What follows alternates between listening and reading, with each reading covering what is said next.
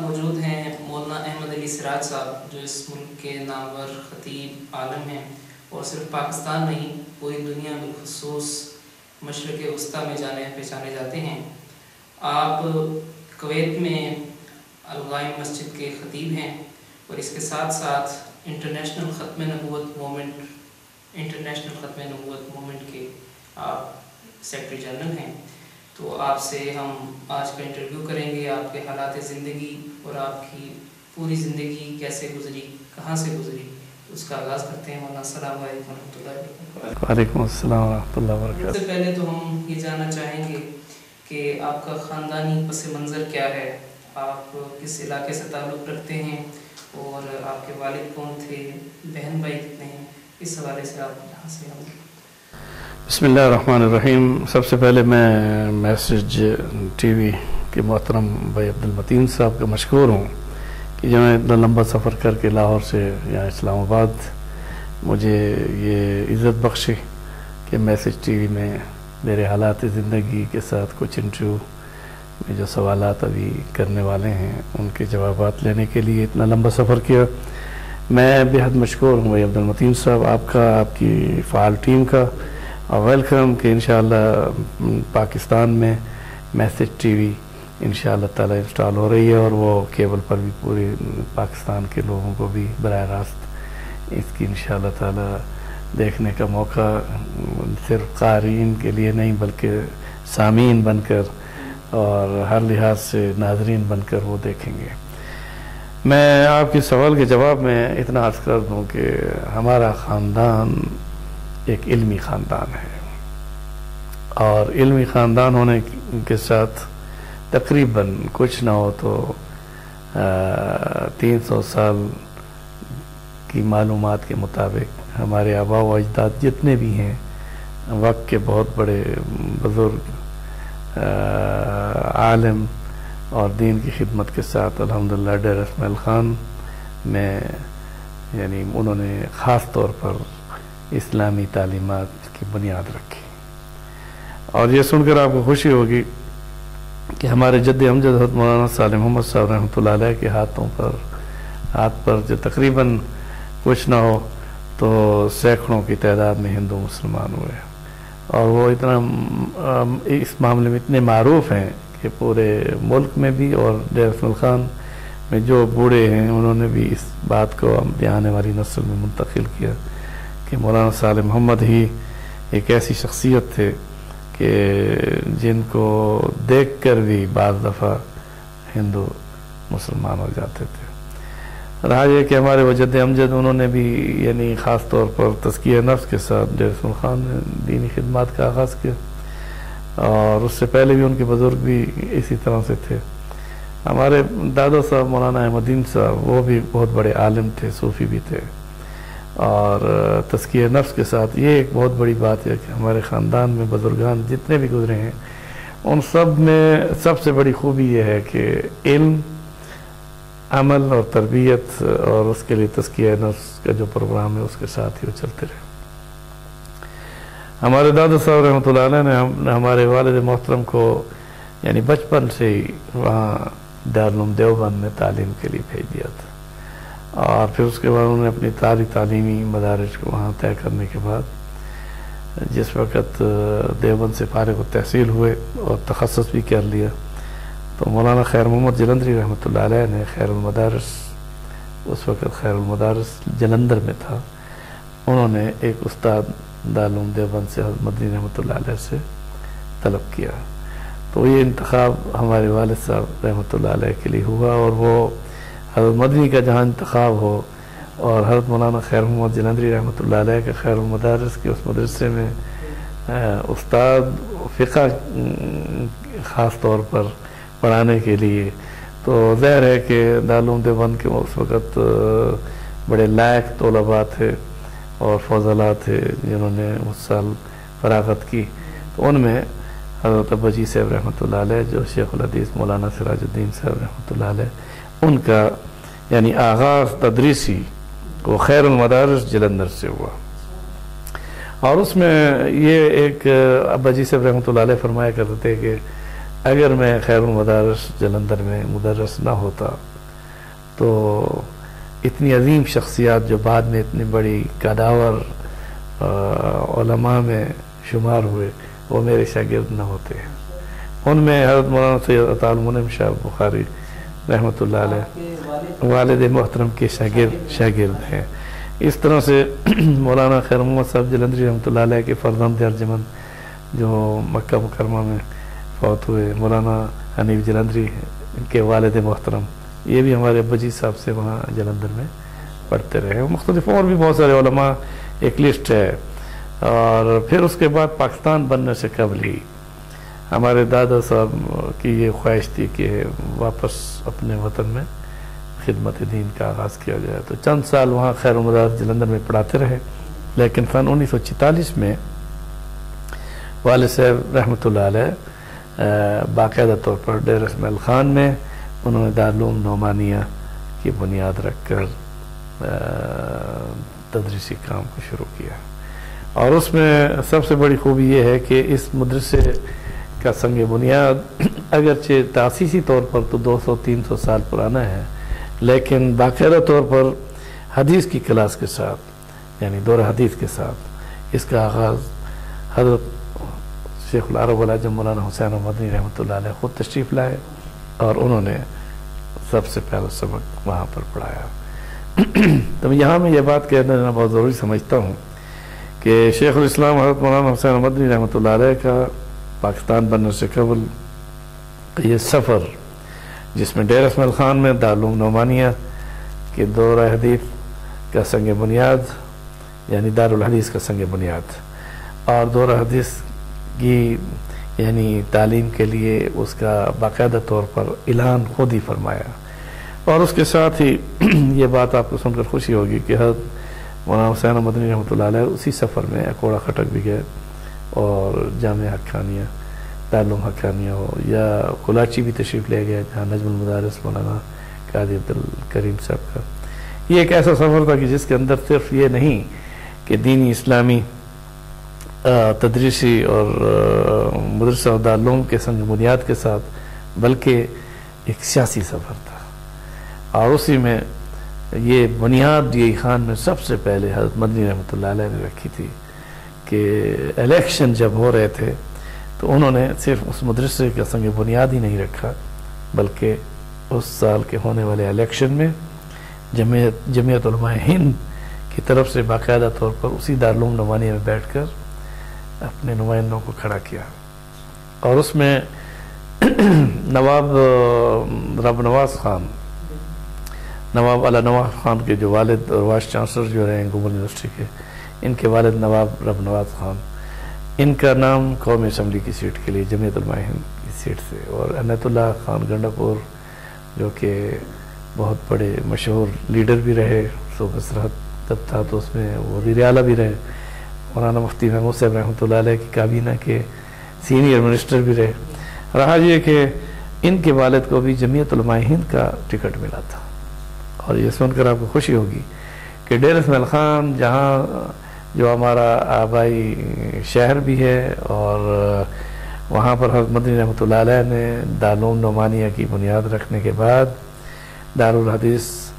کے حجر اساسی کے ساتھ وہاں سیاسی طور پر جمعیت علماء ہند کے جھنڈے کو بلند کیا. اور یہ سن کر آپ کو خوشی ہوگی کہ دونوں سیٹوں پر جمعیت علماء ہند کامیابی ہوئی. اور اس وقت سے لے کر اب تک میں یہ سمجھتا ہوں کہ ڈیرہ اسماعیل خان کی سیاسی بیداری حضرت مدنی رحمۃ اللہ علیہ پیدا کر گئے تھے. اور اس کے بعد دینی اسلامی یعنی ظاہر ہے کہ علماء کرام کو جو موقع ملا اور مفتی محمود صاحب رحمۃ اللہ علیہ قومی اسمبلی کے ممبر بنے، تو اس میں بھی دارالعلوم نعمانیہ کا ایک کردار ہے. اور ہمارے ابا جی صاحب رحمۃ اللہ علیہ جن کا نام میں نے پہلے بتا دیا، شیخ الحدیث مولانا سراج الدین صاحب رحمۃ اللہ علیہ، اور ہمارے چچا محترم شیخ التفسیر والحدیث حضرت مولانا الہ الدین صاحب دامت برکاتہم عالیہ جو ابھی بھی حیات ہیں، اللہ تعالیٰ ان کو اور زیادہ برکت عطا فرمائے علم میں، عمر میں اور ہر لحاظ سے دینی خدمات میں. تو یہ وہ اساسی بنیادی مفتی محمود صاحب رحمۃ اللہ علیہ کے بازو تھے. والد صاحب اور چچا صاحب اور قاضی عبدالکریم صاحب وہ بھی حیات ہیں. قاضی عبداللطیف صاحب رحمۃ اللہ علیہ جو سینیٹر رہے شریعت بل، جنہوں نے پیش کیا تھا مناسب الحق صاحب کے ساتھ، اور محرک بھی رہے، تو وہ اس دنیا سے رحلت فرما گئے۔ یہ 4 علماء جو فضلاء فاضل دارالعلوم دیوبند، یعنی چاروں کے 4 دارالعلوم دیوبند کے فاضل تھے، اور حضرت مدنی رحمۃ اللہ علیہ کی شفقت انہیں حاصل تھی، اور حضرت مولانا حسین مدنی رحمۃ اللہ علیہ کے یوں تو ہزاروں شاگرد تھے، مگر ان شاگردوں کے لیے انہوں نے اتنا لمبا سفر کر کے، اور پھر دریائے سندھ پر پل نہیں ہوتا تھا، کشتی پر بیٹھ کر، پھر اس کے بعد مواصلات کا نظام صحیح نہیں تھا، یہ ہمیں ساری تاریخ والد صاحب کے ذریعے سے اور بزرگوں کے ذریعے سے ملی۔ رہا یہ کہ مختصراً یہ کہ وہ دارالعلوم نعمانیہ جس کی سنگ بنیاد حضرت مدنی رحمۃ اللہ نے رکھی، اس میں بڑے بڑے علماء جو آج کا دعویٰ ہے، مولانا عبدالمجید ندیم سمیت، یہ اسی مدرسے کے فارغ ہیں، پڑھنے والے تھے وہاں، تلمیذ کی حیثیت سے شاگرد ہونے کے ساتھ وہاں پڑھتے رہے، اور ابو جی صاحب رحمۃ اللہ علیہ کو یہ اعزاز ہے کہ دارالعلوم دیوبند میں بھی کچھ کتابیں وہ یعنی پڑھاتے رہے تخصص کے دوران میں بھی، اور اس کے بعد یہی وجہ ہے کہ خیر المدارس جلندھر میں بھی وہ بحیثیت مدرس استاد فقہ یعنی وہ وہاں متعین ہوئے، اور اس کے بعد شیخ الحدیث کی حیثیت سے انہوں نے دارالعلوم نعمانیہ میں 60 سال بخاری شریف پڑھائی، اور یہ ایک بہت بڑا یعنی پیریڈ ہے جس میں نہ جانے ہزاروں شاگرد ہوں گے جن کے ہمارے پاس لسٹ نہیں ہے۔ وہ زمانہ بھی ایسا تھا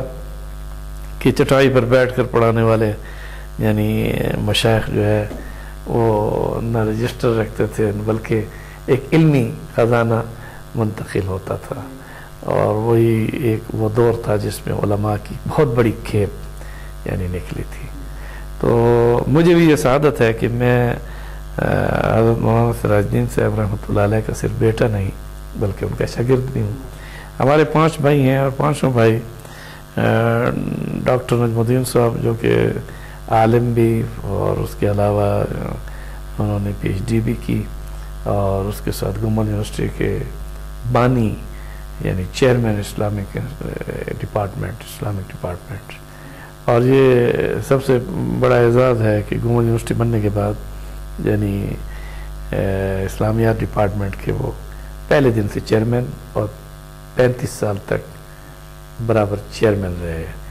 اور اس طرح سے ان کی خدمات ہیں۔ اس طرح سے دوسرے بھائی اقبال احمد سراج صاحب جنہوں نے دینی تعلیم حاصل کرنے کے ساتھ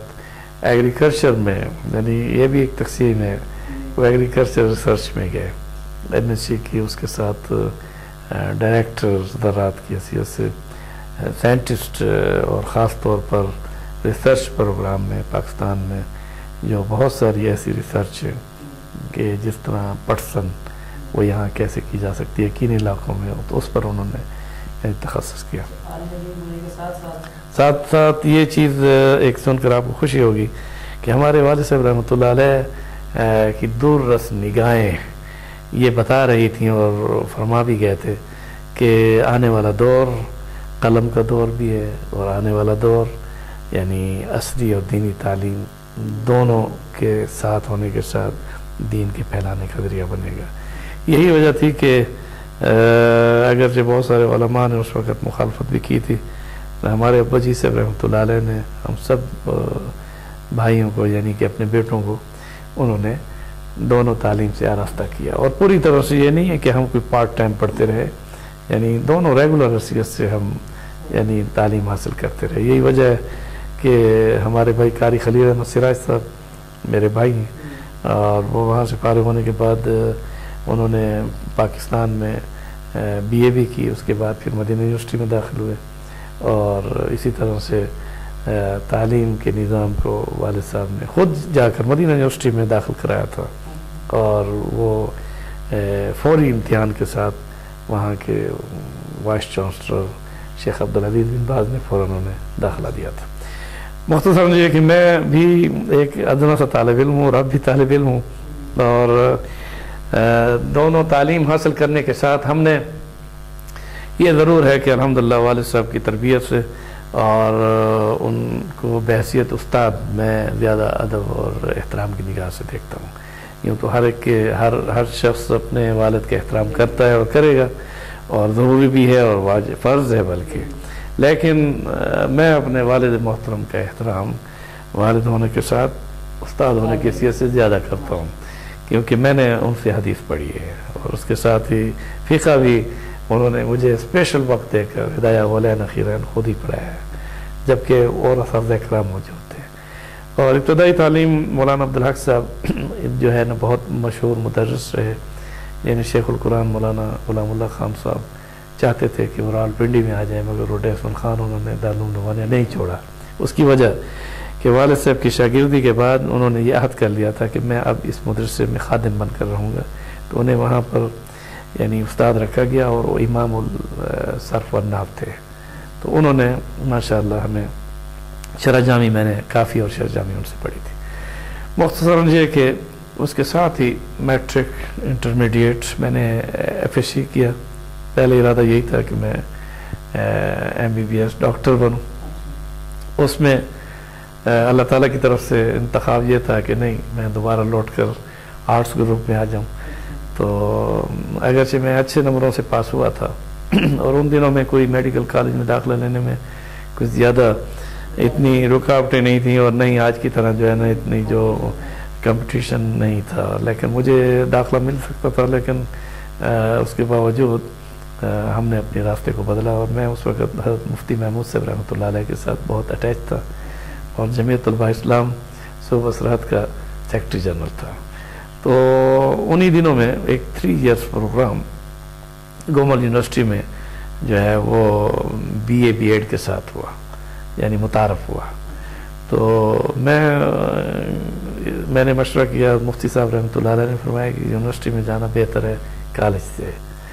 کالج میں ظاہر ہے میں بی اے کرتا یا پی ایس سی کرتا تو کالج ہی ہوتا ہے، تو یونیورسٹی کے اندر 3 ایئرس پروگرام جس میں بی اے بھی اور بی ایڈ بھی، تو ظاہر ہے کہ وہ ماحول مجھے اب یونیورسٹی کا مل گیا، یعنی انٹرمیڈیٹ کے بعد مجھے وہ ماحول یونیورسٹی کا ملا۔ اور اس میں نے سب سے پہلا کام یہ کیا کہ 3 ایئرس کورس میں الحمدللہ دینی تعلیم اور اس کو بھی عصری تعلیم کو بھی ساتھ ساتھ رکھتے ہوئے وہاں کی اسٹوڈنٹ یونین کا میں پریزیڈنٹ بنا۔ اور یہ ایک بہت بڑا اعزاز ہے کہ ایک چھوٹی عمر کا لڑکا، یعنی کہ کیونکہ اس وقت ہم گریجویشن تو وہیں کر رہے تھے، تو یونیورسٹی میں گریجویٹ ہونے کی وجہ سے نہیں، گریجویشن کرتے ہوئے ان اسٹوڈنٹ پر جو کہ یونیورسٹی میں یعنی ماسٹر ڈگری کر رہے ہیں، ان کی اسٹوڈنٹ یونین کا میں پریزیڈنٹ بنا۔ اور الحمدللہ بڑی جرأت کے ساتھ ہم نے بہت سارے کام گومل یونیورسٹی ڈیر عثمان خان میں کیے، اور رہا یہ کہ مختصراً میں نے 3 ایئر پروگرام میں B A B Ed first division, اور پھر اعزاز مجھے یہ حاصل ہے کہ میں نے اپنے پورے اس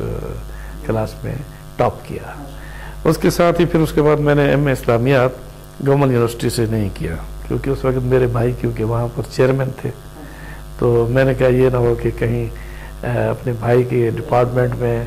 ایک تو مجھے سیاسی ایکٹیویٹیز کرنے کی زیادہ اجازت نہیں ہوگی، ایک نمبر 2 یہ کہ وہاں میں اپنی لیاقت پر بھی اگر صلاحیتوں پر بھی کامیاب ہو گیا تو پھر گنا جائے گا جناب یہ چیئرمین کے بھائی ہیں۔ تو میں ملتان میں اس وقت بہاؤالدین زکریا یونیورسٹی قائم ہوئی تھی نئی، تو میں نے ایم اے اسلامیات وہاں سے کیا۔ اس کے بعد میں نے P H D Punjab university سے کیا، اور پی ایچ ڈی جو ہے نا میں نے اسلامک بینکاری کے موضوع پر کیا، اور یہ پنجاب یونیورسٹی کا پہلا پی ایچ ڈی اسکالر ہونے کا مجھے شرف حاصل ہے کہ جس میں اسلامک بینکاری، اور وہ بھی موجودہ یعنی سعودی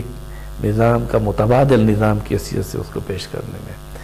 تو مجھے ایک اور بھی چیز جو ہے کہ آپ تعلیم کی بات کر رہے ہیں تو اسی میں بتا دوں کہ پنجاب یونیورسٹی میں پی ایچ ڈی کرنے میں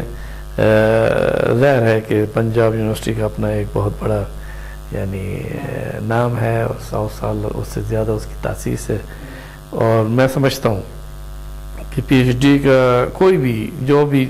پنجاب یونیورسٹی سے پی ایچ ڈی کر چکا ہے، کیونکہ مجھے اپنا تجربہ حاصل ہے، اور ضرور میں یہ کہوں گا کہ اس نے بہت محنت کی ہوگی، کیونکہ مجھے بھی یعنی اتنی محنت کرنی پڑی کہ اگر میں کسی اور یونیورسٹی میں پی ایچ ڈی کرتا تو وہ اتنی محنت مجھے نہ کرنی پڑتی، لیکن تاہم یہ کہ وہ محنت ہمارے کام آئی، اور وہ یہ کام آئی کہ اس کے بعد میرا جو ویوا تھا وہ یونیورسٹی ایڈوانس کمیٹی نے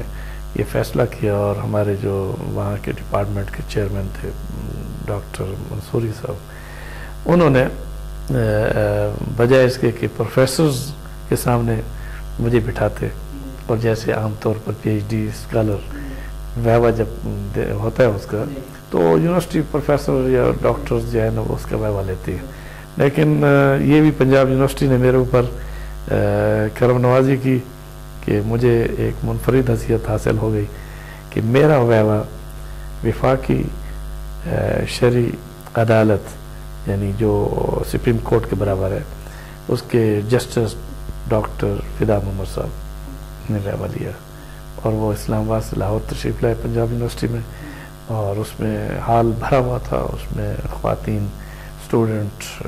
میل فیمیل کے علاوہ تمام پروفیسر اور ہر طبقے کے لوگ موجود تھے، اور تقریباً بہت لمبا انٹرویو یعنی ویوا میرا ہوا، اور اس میں ظاہر ہے کہ کچھ چیزیں ایسی تھیں جو اسلامی بینکاری کی وجہ سے دلچسپی بھی اسٹوڈنٹ رکھ رہے تھے، اور پروفیسر اور ڈاکٹر بھی سوالات کرنے میں ان کا لہجہ اگرچہ میں یہ سمجھتا تھا کہ وہ جارحانہ ہے، لیکن نہیں، وہ یہ کہ موجودہ حالات میں ہر چیز کے بارے میں یعنی کہ لیٹر آف کریڈٹ، اس کے علاوہ ریمیٹنس، اس کے علاوہ ٹریڈنگ، جو بھی بینک سے متعلق یعنی ڈپارٹمنٹس ہیں، ایڈمنسٹریشن سے لے کر تمام جتنے بھی ہیں پلرز،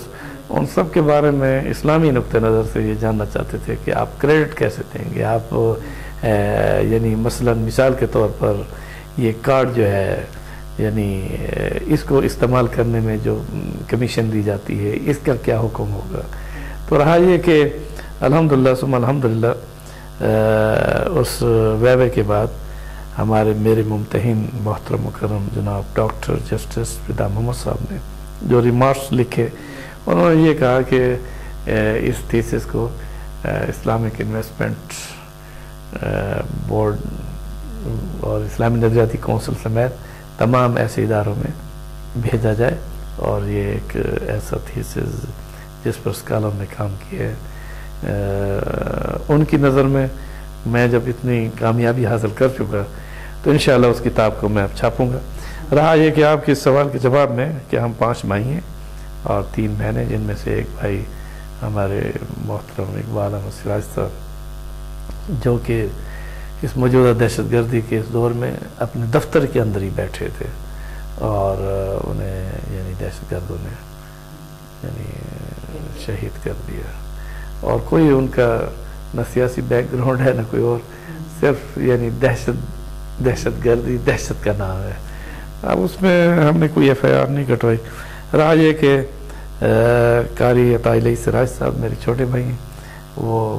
وومن میڈیکل کالج کے پروفیسر ہیں، اور یہ ہمارا خاندان ہے جو علمی، روحانی اور عصری اور دینی تعلیم سے آراستہ ہونے کے ساتھ خدمات، اور میں ان میں سے ایک ادنا طالب علم ہوں۔ اور اس وقت ہمارے بہت سارے ادارے ہیں جن میں پاکستان کے اندر ڈیف خان کو میں نے پہلے ترجیح دی، اسی میں جامع سراج العلوم، نعمانیہ کے بعد جو والد صاحب کا دارالعلوم نعمانیہ، وہ تو ایک بہت بڑا اس وقت دارالعلوم نعمانیہ کے محتمم شیخ الحدیث حضرت مولانا الہ الدین صاحب جو میرے چچا ہیں، اور والد صاحب رحمۃ اللہ علیہ نے اپنی زندگی میں ایک اور بہت بڑے ادارے کی سنگ بنیاد رکھا تھا، اور وہ جامع سراج العلوم کے نام سے، تو حضرت والد کے نام سے رکھا گیا، تو وہ بھی ڈیسن خان میں ہے، اور وہ بھی بہت بڑی مادر علمی ہے، یعنی کہ ماشاءاللہ اس میں بھی سینکڑوں طلباء زیر تعلیم ہے، لیکن ہماری سرپرستی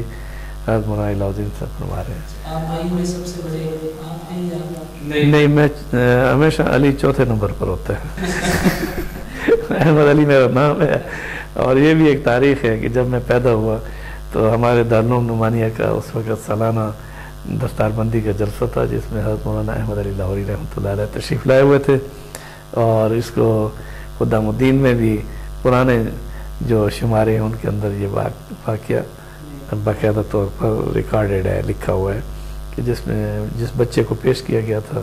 وہ آج وہ آپ کے سامنے بیٹھا ہے، اور مجھے حضرت لاہوری رحمۃ اللہ علیہ نے تحنیک بھی فرمائی، اور اس کے ساتھ آپ کی نسبت پر ابا جی صاحب رحمۃ اللہ علیہ نے میرا نام احمد علی رکھا، اور پھر مجھے یہ سعادت حاصل ہے کہ جن بزرگوں کی گود میں مجھے پیش کیا گیا، ایک وقت ایسا بھی آیا کہ طالب علمی کے اسی زمانے کے دوران میں شیرہ والا بہت جاتا تھا، تو مولانا عبید اللہ انور صاحب رحمۃ اللہ علیہ نے میرے اوپر اتنی شفقت فرمائی کہ طالب علمی کے زمانے میں بھی انہوں نے مجھے ذکر کرنے کے لیے حکم فرمایا۔ پھر جب میں کویت میں آیا تو انہوں نے مجھے باقاعدہ طور پر خط لکھا اور میرے پاس ہے کہ جس میں انہوں نے فرمایا کہ آپ انجمن خدام الدین قائم کریں اور اس کے ساتھ ہی آپ مجلس ذکر کا انعقاد کریں۔ رہا یہ کہ یہ میں ان کا کوئی مرید بھی نہیں تھا، لیکن یہ ایک نسبت مجھے حاصل تھی۔ ابھی اگرچہ مجھے خلافت جو ہے مولانا عبدالحفیظ مکی صاحب دامت برکاتہم عالیہ جو شیخ الحدیث بھی ہیں اور پیر طریقت بھی ہیں اور رہبر شریعت بھی ہیں اور ہمارے انٹرنیشنل ختم نبوت موومنٹ کے مرکزی امیر بھی ہیں، میں انہیں کی جماعت کا ورلڈ سیکرٹری جنرل بھی ہوں انٹرنیشنل ختم نبوت موومنٹ کا، اور انہوں نے مجھے ایک یہ بہت بڑا شرف اور میں سمجھتا ہوں کہ انعام دیا ہوا ہے کہ حضرت مولانا زکریا رحمۃ اللہ علیہ کی جو خلافت حضرت مولانا عبدالحفیظ مکی صاحب دامت برکاتہم عالیہ کے پاس ہے، اور ان کا وہ علمی اور روحانی ورثہ جو بانٹ رہے ہیں اس میں مجھے بھی انہوں نے ایک حصہ دیا، اور میں حضرت مولانا عبدالحفیظ مکی صاحب کا خلیفہ مجاز ہوں۔ اور ہم نے اپنے ان مراکز میں جو ابھی آپ نے دیکھا ہے اس مسجد میں بھی جہاں آپ تشریف لائے اسلام آباد میں، دارالعلوم نعمانیہ ہو یا سراج العلوم ہو یا اسلامک اکیڈمیز ہو، یا اس کے علاوہ کویت کے اندر جو ہماری دینی خدمات ہیں اس میں باقاعدہ طور پر تزکیہ نفس کا پروگرام حضرت مولانا زکریا رحمۃ اللہ علیہ کی منہج پر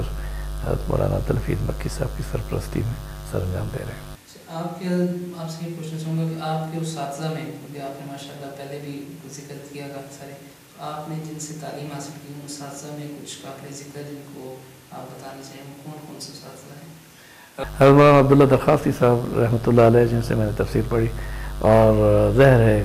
کہ جو لطف ان کی اس دورہ تفسیر میں حاصل ہوا وہ ایک روحانی بھی تھا، علمی بھی تھا۔ اسی طرح سے مولانا عبداللہ بیلوی رحمۃ اللہ علیہ شجاع آباد میں، وہاں اس وقت ان کے یہاں بھی دورہ ہوتا تھا، تو دوسرے سال میں نے دورہ تفسیر، تو انہوں نے اپنے ہاتھ سے اپنی قلم سے مجھے شہادہ بھی یعنی سرٹیفکیٹ بھی دیا۔ اب رہا یہ کہ جہاں تک اساتذہ کرام کی لسٹ ہے تو میں نے یعنی یہ کوشش کی ہے کہ بڑے بڑے اکابر علماء کرام کے سامنے بیٹھ کر کوئی نہ کوئی تھوڑا سا سبق لے لوں۔ اسی میں مجھے یہ شرف حاصل ہے کہ مولانا شمس الحق اخوانی رحمۃ اللہ علیہ جو کہ اس وقت بہاولپور میں یعنی ماشاءاللہ اسلامک یونیورسٹی میں تھے، تو وہاں والد صاحب رحمۃ اللہ علیہ مجھے لے گئے اور میں نے ان سے بھی علمی استفادے میں شاگرد ہونے کا، اور پھر اس کے بعد خط و کتابت میری رہی ان سے۔ رہا یہ کہ علماء اکابرین امت کی اس وقت جو ہے نا جو بڑے بڑے جلسے ہوتے تھے اس سے بھی انسان بہت کچھ سیکھتا تھا، ان میں سب سے زیادہ مجھے جس عالم دین کی تقاریر کے ساتھ روحانی فیض بھی جن کا مجھے حاصل ہے ان میں مولانا محمد علی جلندری رحمۃ اللہ علیہ، اور اسی طرح سے حضرت مولانا علامہ تاج محمود صاحب جو لولاک جو ہے نا ان کا بھی، اور اس کے ساتھ ہی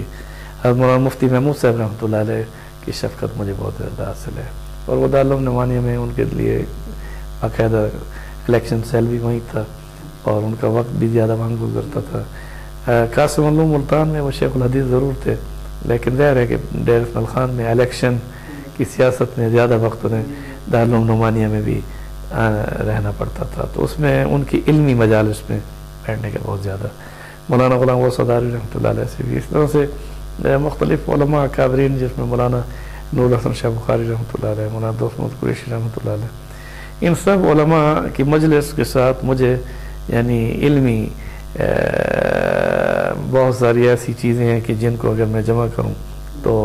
سبق میں لیتا رہا۔ مولانا علاؤ الدین صاحب جو کہ میرے چچا ہیں وہ میرے استادوں میں سے ہیں. اس طرح سے ابا جی سے رحمۃ اللہ علیہ کا میں نے ذکر کیا کہ وہ میرے ان مربی اور ان استادوں میں سے ہیں کہ جنہوں نے مجھے صرف یہ نہیں کہ علم بلکہ تربیت اور اس کے ساتھ ہمیں اخلاق بھی سکھائے. تو آپ نے اپنی تعلیمی زندگی کا ماشاءاللہ پورا ایک نقشہ کھینچ کے ہمیں بتایا. ہمارے سامنے پورے ہمارے جو اکابرین ہیں ان سب کا ایک تعارف بھی آ گیا, ان سب کی زندگی بھی آ گئی. تو آپ نے اپنے تعلیمی میدان کو مکمل کرنے کے بعد اپنی عملی زندگی کا آغاز کیسے کیا تعلیم کو مکمل کرنے کے بعد؟ بڑا خوبصورت سوال آپ نے کیا ہے بھائی عبدالمتین صاحب. جس وقت میں نے جس وقت 79 میں دورہ حدیث بھی کر لیا تھا اور اس کے ساتھ ہی ایم اے اسلامیات, تو اس کے بعد مجھے یعنی یہ ہوا کہ میں بجائے اس کے کہ اپنے ملک میں اپنی یعنی عملی زندگی کا آغاز کروں, تو ایک ذہن میں ایک ولولہ سا آیا کہ میں عرب کنٹری میں جاؤں. اور اس کی ایک وجہ یہ تھی کہ مدینہ یونیورسٹی میں میرے بڑے بھائی قاری خلیل احمد سراج صاحب اس وقت زیر تعلیم تھے. تو میں نے پہلے یہ ارادہ کیا کہ میں بھی مدینہ یونیورسٹی جا کر تعلیم حاصل کروں. تو یہاں سے میں 78 میں یعنی جو فراغت کے بعد 79 کی ابتدائی یعنی 78 کے آخری مہینے اور 79 ہی گن لیں, تو اس میں نے پہلا سفر پاکستان سے باہر کا کیا. اور وہ ایک یوں ہوا کہ میں نے ایک ایڈورٹائزمنٹ پڑھی جس میں یہ تھا کہ اسلامک بینک کویت میں کھل رہا ہے. تو اس میں نے اپلائی کر دیا, انہوں نے مجھے بلا لیا. اور میں سب سے کم عمر کا جس کے پاس کوئی ایکسپیرینس نہیں, اس انٹرویو میں جہاں 50 آدمی عرب بھی تھے, مختلف اور قومیتوں کے بھی تھے, انڈین بھی ہوں گے, اور جب میں نے محسوس کیا یعنی تقریباً ملے جلے ملکوں کے لوگ تھے. تو وہاں جب میرا انٹرویو ہوا تو انہوں نے کہا جی آپ کے پاس کوئی تجربہ ہے؟ میں نے کہا میرے پاس کوئی تجربہ نہیں. اس کے بعد ٹیم ایک دوسرے کو دیکھتی رہی کہ بھئی اس کو کس کام میں ہم جو ہے نا بینک میں بٹھائیں گے. تو ایک سوال انہوں نے مجھ سے کیا کہ کس وجہ سے آپ نے جو ہے نا اپنے یعنی اپلائی یہاں کیا ہے جبکہ آپ فائنانس سے بھی تعلق نہیں رکھتے, آپ کی بی ایڈ ایم اے اسلامیات اس کے ساتھ ابھی تو میں پی ایچ ڈی میں داخل نہیں ہوا تھا اور نہیں میں نے ابھی تک شروع کی. تو اس ڈگری سے آپ اسلامک بینک میں کون سا کردار ادا کریں گے؟ تو میں نے وہاں یہ بتایا میرا ایک ولولہ اور جوش کہ میں یہ چاہتا ہوں کہ اس اسلامک بینک سے سیکھوں اور دنیا میں اس کا میسج دوں. تو سلیکشن بورڈ نے میرا انتخاب کیا اور وہ یہ اسلامک بینک اس وقت قائم ہو رہا تھا, اور میں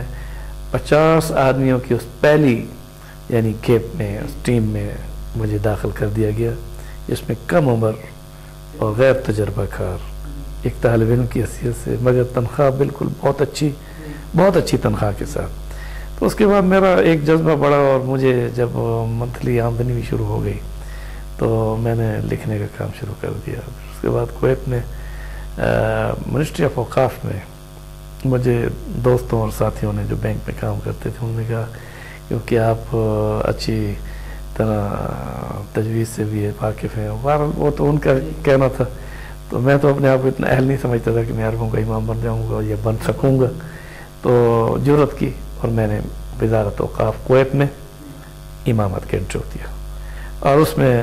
تجوید میں نے فرسٹ پوزیشن حاصل کر لی. اس کے بعد الحمدللہ جو ان کے شرائط کے مطابق اتنا حصہ حفظ ہونا چاہیے قرآن پاک کا وہ بھی مکمل تھا, یعنی پورا قرآن پاک کا حافظ ہونا شرط نہیں تھا. کچھ اجزاء سے مراد کچھ سپارے,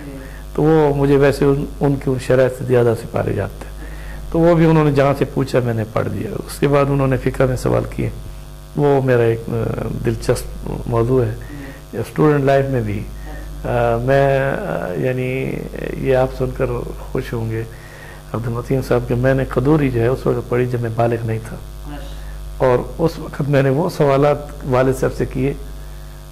جو کہ ایک سیکھنے کے لیے ایک طالب علم نہیں کر سکتا, لیکن میری دلچسپی کو والد صاحب نے دیکھا کہ وہ اس طرح کے یعنی سوالات جو فقہ کے اندر یعنی بلوغت سے پہلے انسان نہیں جان سکتا, لیکن باب الطہارہ جب شروع ہوا تو میں نے وہ سوالات شروع کر دی. تو اس طرح سے مجھے الحمدللہ علم کی روشنی سے معلومات ہوئی، نہ کہ تجربے کی روشنی سے بلوغت کے بعد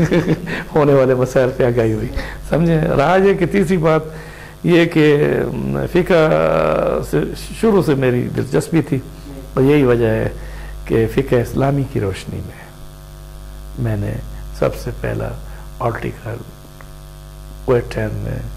اور عرب ٹائم میں جو لکھا تھا اور آغاز کیا فقہ اسلامی کی روشنی میں. اب ان میں مسائل میں نے آغاز کیا. پھر اس کا لفظ بدل دیا، فقہ اسلامی کی بجائے دینی رہنمائی کا کالم، وہ مستقل مجھے ملا. پھر کئی سالوں تک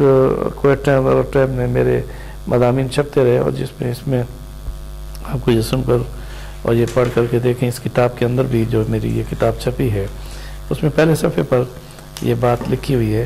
کہ دینی مسائل میں رہنمائی، اور کویت ٹائم میں کئی سالوں سے سلسلہ وار چھپنے والے سوالوں کے جوابات پر مشتمل جامع علمی تحقیقی مجموعہ،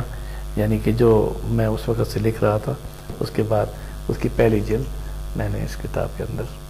یعنی مرتب کر لی. جو آپ کے وہاں پہ سوالات ہوتے تھے اس کے جوابات نہیں، ہم نے جب آغاز کیا تھا نا فقہ اسلامی کی روشنی میں، پھر اس کے بعد اس کا نام دے دیا دینی مسائل اور ان کا حل. اب اس کے بعد ہمارے پاس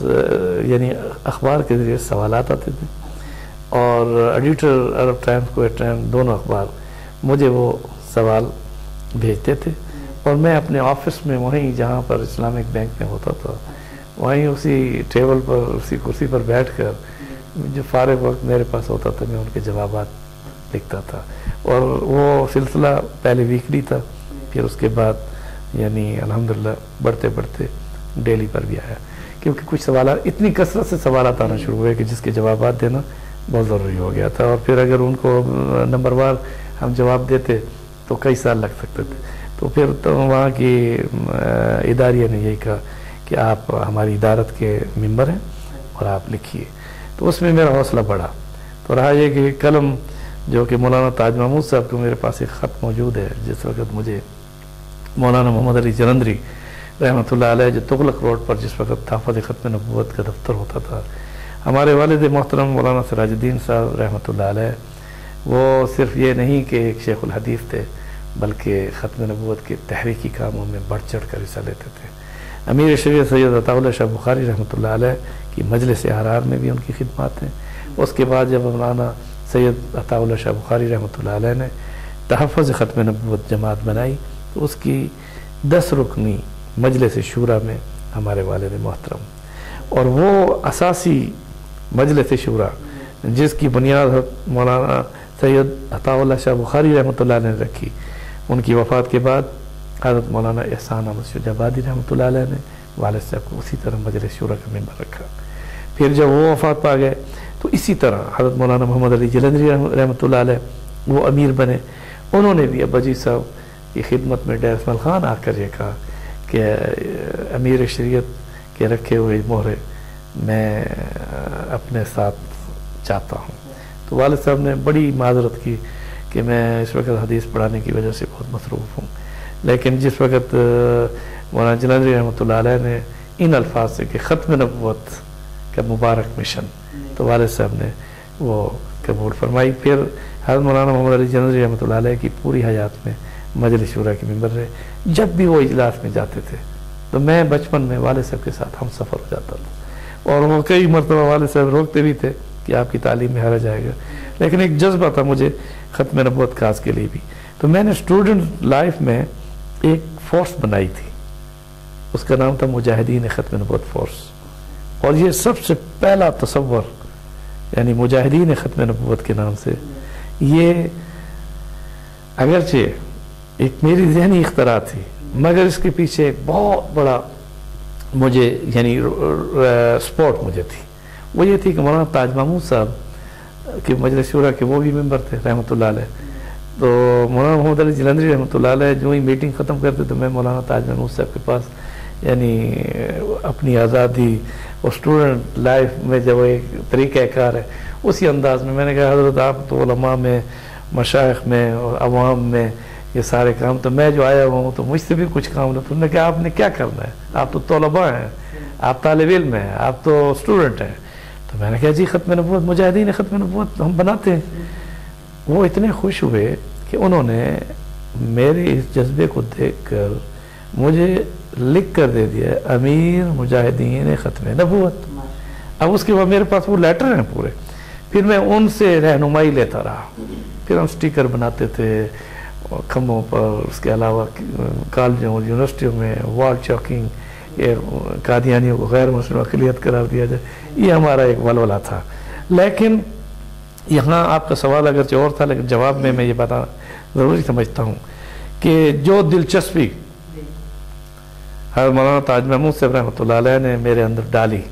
مولانا محمد علی جلندری رحمۃ اللہ علیہ نے میری حوصلہ افزائی یوں کی کہ مجلس شورا کے اجلاس میں جہاں بڑے بڑے اکابر علماء کرام حضرت مولانا خیر محمد جلندری رحمۃ اللہ علیہ خود تشریف لائے ہوتے تھے, مجھ جیسے ایک چھوٹے سے طالب علم کو میری خواہش پر, کیونکہ مجھے کہنا پڑتا تھا حضرت مجھے 2 منٹ دیں میں ایک ذرا ختم نبوت پر تقریر سناؤں, تو وہ کہتے جی بالکل, یہ دیکھیں ایک چھوٹا سا بچہ ہے. میں وہاں تغلق روڈ ختم نبوت دفتر میں اکابر علماء امت جس میں شورش کشمیری بیٹھے ہوتے تھے, تو میں 2 منٹ کی تقریر کرتا تھا. تو مجھے ان سب کی یعنی شفقت, محبت, پیار حاصل ہے. اور اس میں وجہ کیا ہے کہ والد صاحب کے مجلس شورا کے ممبر تھے, اور میں کبھی بھی ان اکابرین کے پاس بیٹھنے کا مجھے اس طالب علمی کے دور میں موقع نہ ملتا, لیکن والد صاحب کے ساتھ اٹیچ ہونے کی وجہ سے اور کم عمری کی وجہ سے اس اجلاس میں جو بند کمرے میں ہوتا تھا, مجھے بیٹھنے کی اجازت اس لیے ہوتی تھی کہ یہ بچہ ہے, بہر اچھا نہیں کہ والد ان کے اندر ہیں, تو مجھے والد صاحب کے ساتھ, اور پھر میں اخذ کرتا تھا, ان کی باتیں سنتا تھا, پانی کا گلاس پیش کرتا تھا. پھر میں خدمت میں پھر کئی سال جب جاتا رہا تو پھر میں اندر سے بہر کے پیغام رسانی والا بھی میں ہوا کرتا تھا, جس میں مولانا منظور حجازی صاحب, مولانا منظور احمد چنیوٹی صاحب رحمۃ اللہ علیہ بھی اس وقت مبلغ تھے, مولانا عبدالرحیم اشر صاحب, اس طرح سے مولانا محمد شریف بہاولپوری صاحب, یہ سب رحمۃ اللہ علیہ جتنے بھی ہمارے بزرگ گزرے ہیں, ان سب کی شفقت ختم نبوت کے حوالے سے مجھے حاصل ہے. مولانا آپ کی سیاسی وابستگی وہ کس جماعت کے ساتھ ہے؟ آپ نے ڈیرا کا ذکر کیا تو ایک نام ابھرتا ہے جمعیت علماء اسلام کا, تو کیا جمعیت علماء اسلام کے ساتھ سیاسی وابستگی ہے یا کسی اور جماعت کے ساتھ؟ دیکھیں, وابستگی اس کی آپ پوچھیں جو کسی جماعت میں کبھی کوئی داخل ہوا ہو. ہم تو جماعت کی اساسی اور بنیادی ان بانیوں کے بیٹے ہیں کہ جنہوں نے جمعیت علماء اسلام, جمعیت علماء ہند سے جمعیت علماء اسلام بنائی. اس کے بعد ہمارے والد صاحب رحمۃ اللہ علیہ جمعیت علماء ہند میں پہلے تھے. جمعیت علماء اسلام جب بنی تو اس کے پہلے صدر حضرت مولانا احمد علی لاہوری رحمۃ اللہ علیہ بنے, اور وہ تشریف لاتے رہے ڈیر اسماعیل خان میں. اس کے بعد ان کی وفات کے بعد مولانا عبداللہ درخواستی رحمۃ اللہ علیہ تاحیات امیر رہے, اور ہمارے اکابر یعنی والد صاحب اور چچا اور یہ ان کے ساتھ, بلکہ جمعیت کا سیاسی آغاز, یہ میں آپ کو بڑے دعوے سے کہہ رہا ہوں, جمعیت علماء اسلام کا پاکستان میں سیاسی آغاز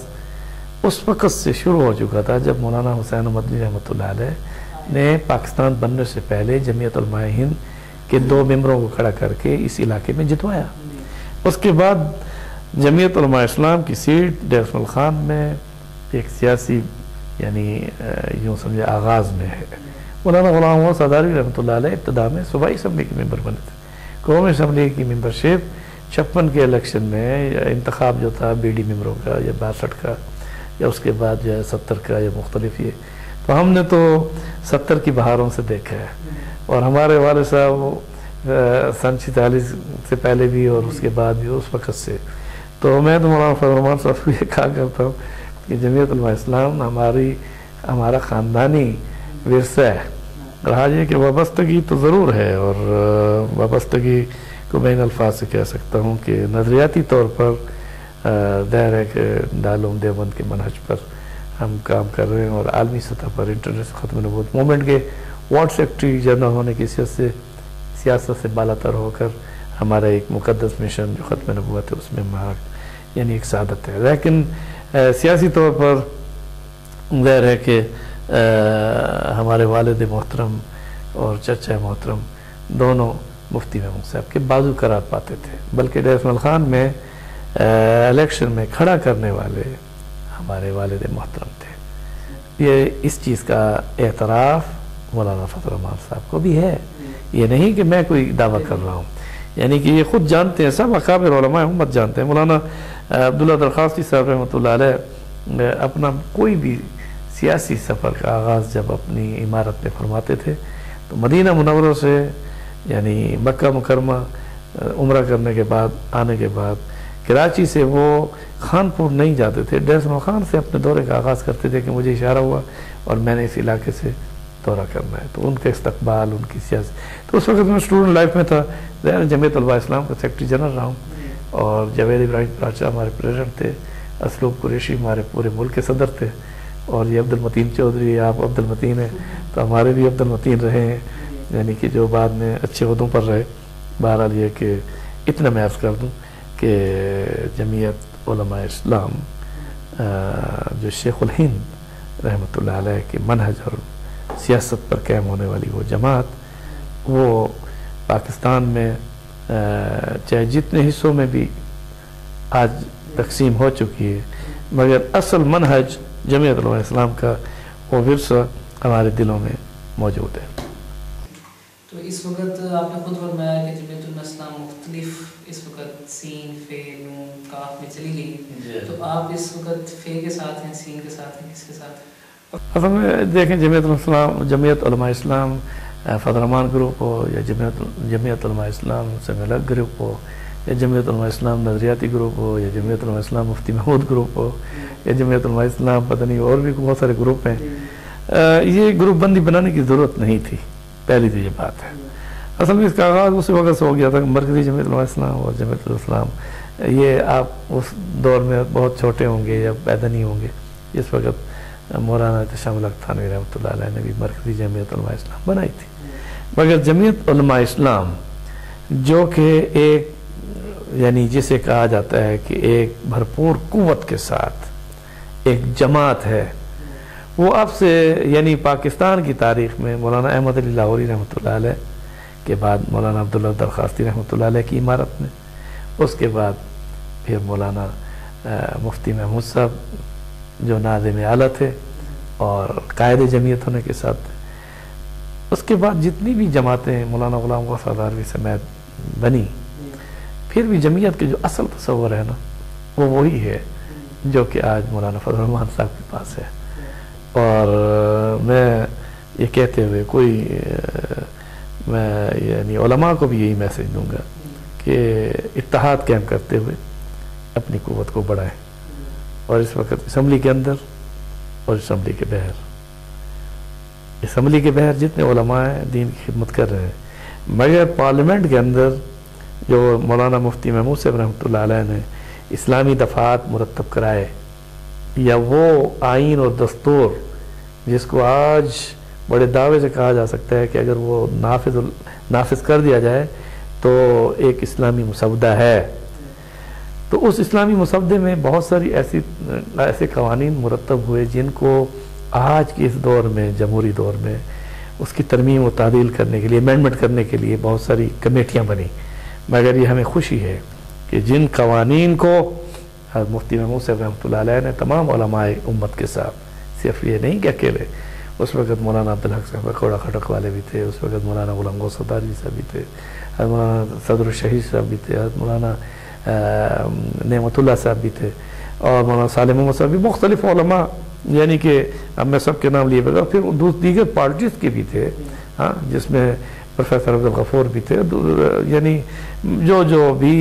مولانا شاہ نورانی بھی تھے۔ اب رہا یہ کہ علماء اگرچہ جتنے بھی تھے وہ بھٹو کی اس پارلیمنٹ میں ایک چھوٹا سا جز تھا، حصہ چھوٹا سا، لیکن اس کے باوجود اب اس میں بتاؤں 240 ممبران میں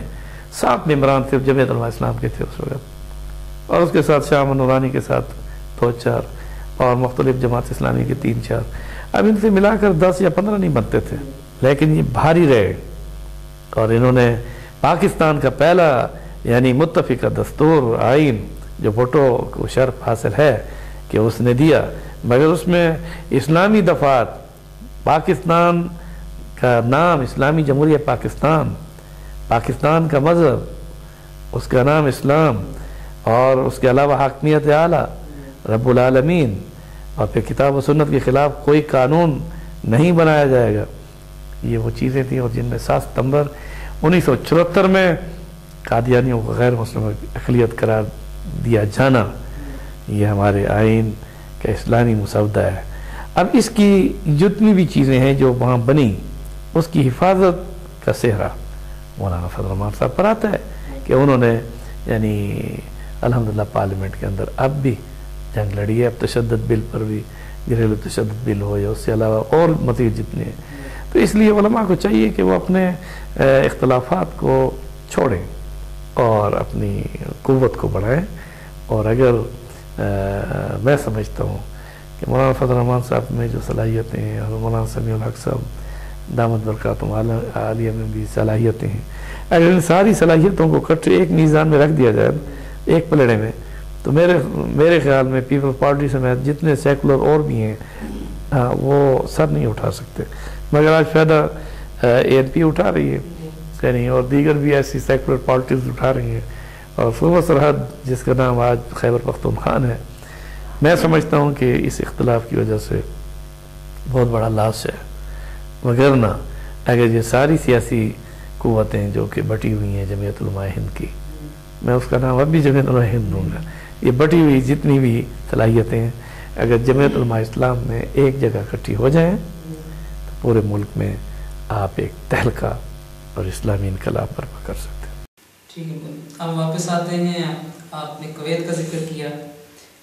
सबसे पहले तो ये जानना चाहेंगे कि आप कुवैत में, आपने बताया आपने खिताबत का आगाज़ किया, ये कब से सिलसिला शुरू हुआ है वहाँ खिताबत का? और उसके साथ ये जानना चाहेंगे कुवैत में, क्योंकि हमारे पाकिस्तान में तो हनफी मसलक है, वहाँ पे जो लोग हैं वो अमूमन किस मकतब फ़िक्र से ताल्लुक़ रखते हैं, और आप बतौर हनफी आलिम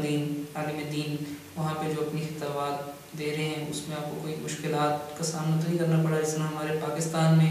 काफ़ी सारे मसालिक का आपस में झगड़ा रहता है, तो वहाँ पे आप एक ऐसे मुल्क में हैं जिनका अपना एक अलग उनका मसलक है, मज़ाहिब अरबा में से है, लेकिन उसमें आपको कोई परेशानी का सामना है, क्या है? बहुत अच्छा सवाल आपने किया। मैंने जैसे आपको पहले बताया कि मैं जिस वक्त 79 में वहाँ गया, तो वहाँ की इस्लामिक बैंक में और फिर मिनिस्ट्री ऑफ औक़ाफ़ में मैंने बयक वक्त 2 इकट्ठे यानी नौकरियाँ, यानी ये नौकरी कह दें, यानी कि माश का अमली ज़िंदगी का आगाज़ भी है माशी, और उसमें अल्हम्दुलिल्लाह वज़ारत औक़ाफ़ शऊन इस्लामिया कुवैत में मैं बाकायदा तौर पर 80 से यानी 1980 से इमाम हूँ। उसके बाद मेरी तरक्की जब हुई तो मुझे नायब ख़तीब बनाया गया, तो 85 में। फिर उसके बाद मुझे मुकम्मल ख़तीब होने का जो शर्फ़ हासिल हुआ वो 87 में। अब रहा ये कि 87 से लेकर अब तक मैं वहाँ बहैसियत इमाम व ख़तीब, ये एक बहुत अजीम ओहदा भी है और बहुत बड़ा मनसब भी है, बहुत बड़ी इज़्ज़त का ताज भी है। ये पाकिस्तान की तरह नहीं है कि जैसे यहाँ पर इमाम और ख़तीब रखे जाते हैं। वहाँ पर आपको ये सुनकर बड़ी हैरत भी होगी और ख़ुशी भी होगी कि यूनिवर्सिटी में प्रोफेसर जो यूनिवर्सिटी में है, उनके लिए इतनी इंटरव्यूज़ में इतनी सख्ती नहीं जितनी कि इमाम व ख़तीब के रखने में। तहरीरी टेस्ट भी है, शफ़वी यानी ज़बानी भी है, और उसके अलावा हर लिहाज से। अब उसमें ये बात ज़हनशीन कीजिए कि 35 साल एक बहुत बड़ी लंबी मुद्दत है, और उसमें अरब कंट्री में बहैसियत इमाम व ख़तीब, फिर उसके साथ हर साल हज में मुर्शिदीनी हज, तो तजर्बा इंसान का बढ़ता रहता है साथ साथ। मैंने सबसे बड़ी खूबी जो अरब कंट्रीज़ में देखी है, चाहे वो कुवैत हो, इमारात हो, बहरैन हो, मस्कत समेत सऊदी अरब में कुछ मैं नहीं कह सकता, लेकिन यहाँ इन मुल्कों में हर मकतब फ़िक्र के लोगों को पूरी तरह से आज़ादी है। نمبر 1۔ نمبر 2، منسٹری آف اوقاف اس نے یہ شرط عائد نہیں کی ہوئی کہ جناب صرف اور صرف ہم اس شخص کو امام و خطیب بنائیں گے جو شافعی مسلک سے تعلق رکھتا ہو، یا اسے جو حنبلی ہو، یا اسے جو مالکی ہو، یا اس کو یا حنفی کو ہم نہیں رکھیں گے۔ وہاں پر اس کی ایک میری مثال دیکھ لیجئے کہ کویت کی بڑی مساجد میں، یعنی کویت کی بڑی مساجد میں میری مسجد جامع الخانم بہت بڑی مسجد ہے، جس میں 25,000 نماز جمعہ میں لوگ شریک ہوتے ہیں۔ اس لیے میں نے آپ کو گفٹ کیا ہے وہ جو وہاں کی جمعے کی ویڈیو کیسٹ ہیں، تو انشاءاللہ آپ سیڈیز بنائیں، اور مجھے بڑی خوشی ہوگی کہ وہ آپ اپنی میسج ٹی وی میں بھی لگائیں۔ اور اس میں ایک بڑی خوبی یہ ہوئی ہے کہ اس وقت سے لے کر اب تک ہمارا کوئی بھی خطبہ اور کوئی بھی درس اس زمانے سے، جس وقت کی میڈیا کا دور بھی نہیں تھا، یعنی باقاعدہ اس وقت آڈیو تھا، پھر ویڈیو بنا، تو ویڈیو کے پیریڈ کو 15 سال ہو گئے، اس سے پہلے آڈیو کا جو پیریڈ ہے وہ 35 سال تک کا ہمارا ہر سانس محفوظ ہے۔ اس کی وجہ یہ تھی کہ وزارت اوقاف کویت ایک ایسا فعال ادارہ ہے جو پورے دنیا میں مشہور ہے کہ ہر خطیب کے جمعے کو کیسٹ کے ذریعے سے پہلے اور اب ویڈیو کے ذریعے سے وہ ریکارڈ رکھتا ہے، پھر اس پر ایک کمیٹی ہے، اس کو آنے والے جمعے سے پہلے سنا جاتا ہے، پھر اسے اگلے جمعے کی اجازت ہوتی ہے کہ آپ نے کوئی غلط بات تو نہیں کی۔ اتنا آڈٹ، چیک اینڈ بیلنس یہ اتنا زیادہ ہے کہ جس کی وجہ سے ہمارا تجربہ بڑھتا گیا۔ اور دوسرا یہ ہے کہ ایک موضوع کو آپ سال میں دوبارہ ریپیٹ نہیں کر سکتے، ایک سال میں دوبارہ ریپیٹ نہیں کر سکتے، بات سمجھیں؟ تو اس لیے 55 جمعے سال کے ہیں، سال کے 55 جمعوں میں میں نے جب اپنی لسٹ ہم نے بنانی تھی کہ بھئی دائرے ہم نے ریپیٹ نہیں کرنا، تو ہم اس میں پھر ہمیں وزارت اوقاف کے کچھ خطبہ اکٹھے ہمیں گائیڈ بھی کرتے تھے جب ہم شروع میں خطیب ہوئے کہ جناب توحید کو بھی لیں، رسالت کو بھی لیں، آخرت کو بھی لیں، حقوق کو بھی لیں، فرائض کو بھی لیں، اس اجتماعی زندگی کے یعنی تربیتی نظام کو بھی لیں، اب اس میں معاشرتی معاشی نظام بھی ٹچ کریں۔ تو ہم 55 جمعوں کو تقسیم کرتے تھے، ان میں توحید باری عز و جل، اسی میں سیرت النبی صلی اللہ علیہ وسلم، اسی میں صحابہ کرام کا دفاع، اس کے ساتھ اب کچھ جمعے ہم مخصوص کرتے تھے فرائض اور حقوق و فرائض پر۔ جہاں حقوق کے والدین بیان کیے جائیں وہاں والدین کو فرائض بھی بتائے جائیں کہ جہاں آپ کے فرائض کیا ہیں، جہاں یعنی حقوق زوجین میں صرف عورتوں کے حقوق کی بات کی جائے، انہیں فرائض کی بات بھی بتائی جائے، یعنی رائٹس اینڈ ڈیوٹیز یہ دو چیزیں ایسی ہیں، ڈیوٹیز اینڈ رائٹس، ان دونوں کو ہم نے بڑی ماشاءاللہ اللہ تعالیٰ اور زیادہ ہمیں ہمت دے،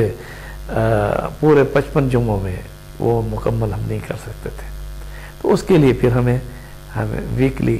درس رکھنا پڑا، اور درس کا آغاز تفسیر قرآن سے ہم نے کیا، لیکن اس کے بعد سوالوں کے جواب اپنی اس یعنی لوگوں کی تشنگی پوری کرنے کے لیے، تو اس میں مجھے یہ شرف حاصل ہے کہ ہم نے 86 میں نے قرآن پاک کے درس کا آغاز کیا سورۃ فاتحہ سے، اور جس کا اللہ تعالیٰ قبول فرمائے 15 سال مجھے لگے کہ ختم قرآن یعنی تفسیر کا وہ کویت میں ویڈیو آڈیو کیسٹ کے ساتھ موجود ہے، اور انشاءاللہ میں آپ کو گفٹ کروں گا، اور میں یہ امید رکھتا ہوں کہ میسج ٹی وی خاص طور پر ہمارا یہ ایک بہت بڑا علمی ذخیرہ تو میں نہیں کہہ سکتا، میں طالب علم ہوں، لیکن ایک ایسا یعنی خزانہ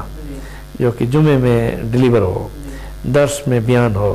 یا اس کے علاوہ مختلف اور ثقافتی جلسوں میں، تو وہ وزارت اوقاف کے اس قانون کی روشنی میں ریکارڈڈ ہوتا رہا۔ ہمارے پاس تو وسائل بھی ہوتے تو ہم کوئی ایک آدمی اپنے ساتھ نہیں رکھ سکتے تھے کہ جناب وہ میرے ساتھ ہر وقت جو ہے نہ رہے، یہاں بھی نہیں، پاکستان میں اب بھی ہم یعنی افورڈ کر سکتے ہیں، لیکن کسی کو اپنے ساتھ اتنا وقت نہیں دے سکتے کہ نہیں لے سکتے کہ وہ ہمارے ساتھ رہے، لیکن وہ منسٹری آف اوقاف ہمارے 25 حج ان کو بھی مینا کے یعنی میرے درس جتنے ہیں ہر سال کے وہ محفوظ ہیں، عرفات میں ہمارے کیمپ میں جو میں وہاں باقاعدہ طور پر الحمدللہ خطبہ اور نماز جمع کثر کے ساتھ پڑھانے کا ایک بہت بڑا مجمع ہوتا ہے ہمارے پاس، اور اسپیکر کی آواز کے ساتھ مسجد نبوی میں تو صرف وہ حجاج جا سکتے ہیں جو وہاں صف بندی تک پہنچے، وگرنہ عرفات تو ایک بہت بڑا میدان ہے، اس کے اندر بڑے بڑے کیمپ ہیں، اور ان کیمپوں میں ہمارا ایک کیمپ ہے جو باقاعدہ وزارت اوقاف شؤون اسلامیہ کویت اور سعودی گورنمنٹ کی طرف سے باقاعدہ اس میں مجھے مرشد دینی حج کی حیثیت سے، اور میں وہ کتاب نہیں لا سکا، دوں گا، جس میں باقاعدہ معرف مسائل حج میری کتاب جو میں نے مرتب کی تھی، اور اس کو جب میں لکھ رہا تھا تو حضرت مولانا ابوالحسن علی میاں ندوی رحمۃ اللہ علیہ وہ کویت تشریف لائے تھے، اور ہماری جامع الغانم مسجد میں نے انہیں ریکویسٹ کی کہ یہ کویت کی بڑی مساجد میں سے ایسی مسجد ہے جس میں اردو کمیونٹی بہت زیادہ ہے، تو آپ کا میسج عرب عجم سب کے لیے ہو، تو حضرت نے قبول فرمایا، جبکہ انہیں عرب علماء اپنے پاس بلا رہے تھے، تو حضرت نے ہمارے ہاں جامع مسجد الغانم میں جمعہ کا خطبہ دیا، اور خطبے کے بعد تقریر نماز پڑھانے کے بعد انہوں نے باقاعدہ طور پر انگلش میں، عربی میں، اردو میں خطاب کیا، تو میں نے اپنے مضامین جو اس وقت کویت ٹائم میں عرب ٹائم میں چھپتے تھے میں نے انہیں پیش کیے، تو انہوں نے بغیر میرے کہنے پر اپنے پیڈ پر تقریر لکھی، کہا کہ یہ بڑی سلیس و با محاورہ اور بڑی آسان لہجے میں لکھے جانے والے مسائل حج ہیں، ان کو آپ کتابی شکل دیں، تو وہ ایک مجھے وہ حوصلہ ملا کہ ایک مفکر اسلام نے ایک ادنا سے طالب علم کی اس تحریر کو پسند فرما کر حوصلہ افزائی، یہ تھے ہمارے اکابر کہ جنہوں نے یہ نہیں کہ ساری بس جو ہے نا تعریف صرف اللہ تعالیٰ کی ذات کے لیے، لیکن ہمارے اکابرین اپنے چھوٹوں کو حوصلہ افزائی کر کے مستقبل میں تیار کرتے تھے، تو مجھے سب سے پہلے کتاب لکھنے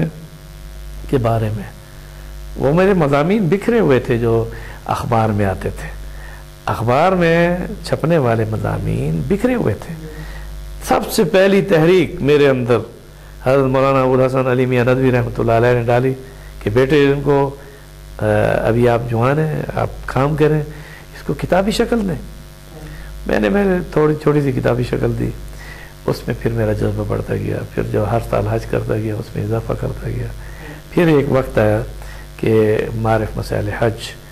جس کی صحت کے لیے میں نے مولانا یوسف لدھیانوی رحمۃ اللہ علیہ کی خدمت میں وہ بھیجا اپنا مسودہ، انہوں نے پورا پڑھنے کے بعد اس کی صحت کا سرٹیفکیٹ دیا، اگرچہ صحت کا سرٹیفکیٹ میرے لیے ایک بہت بڑی سرٹیفکیٹ ہے، لیکن میں نے کوئی اپنی ذات سے تو نہیں لکھا تھا، میں نے چاروں ائمہ کی روشنی میں اور خاص طور حنفی مسلک کی روشنی میں، اور آپ کے سوال کے جواب کی طرف آ رہا ہوں، اس میں نے مسائل معرف حج کو مرتب کیا، یہی وہ خوبی تھی کہ ہم میرے جمعے میں ہر مکتب فکر کے لوگ اب بھی میری مسجد میں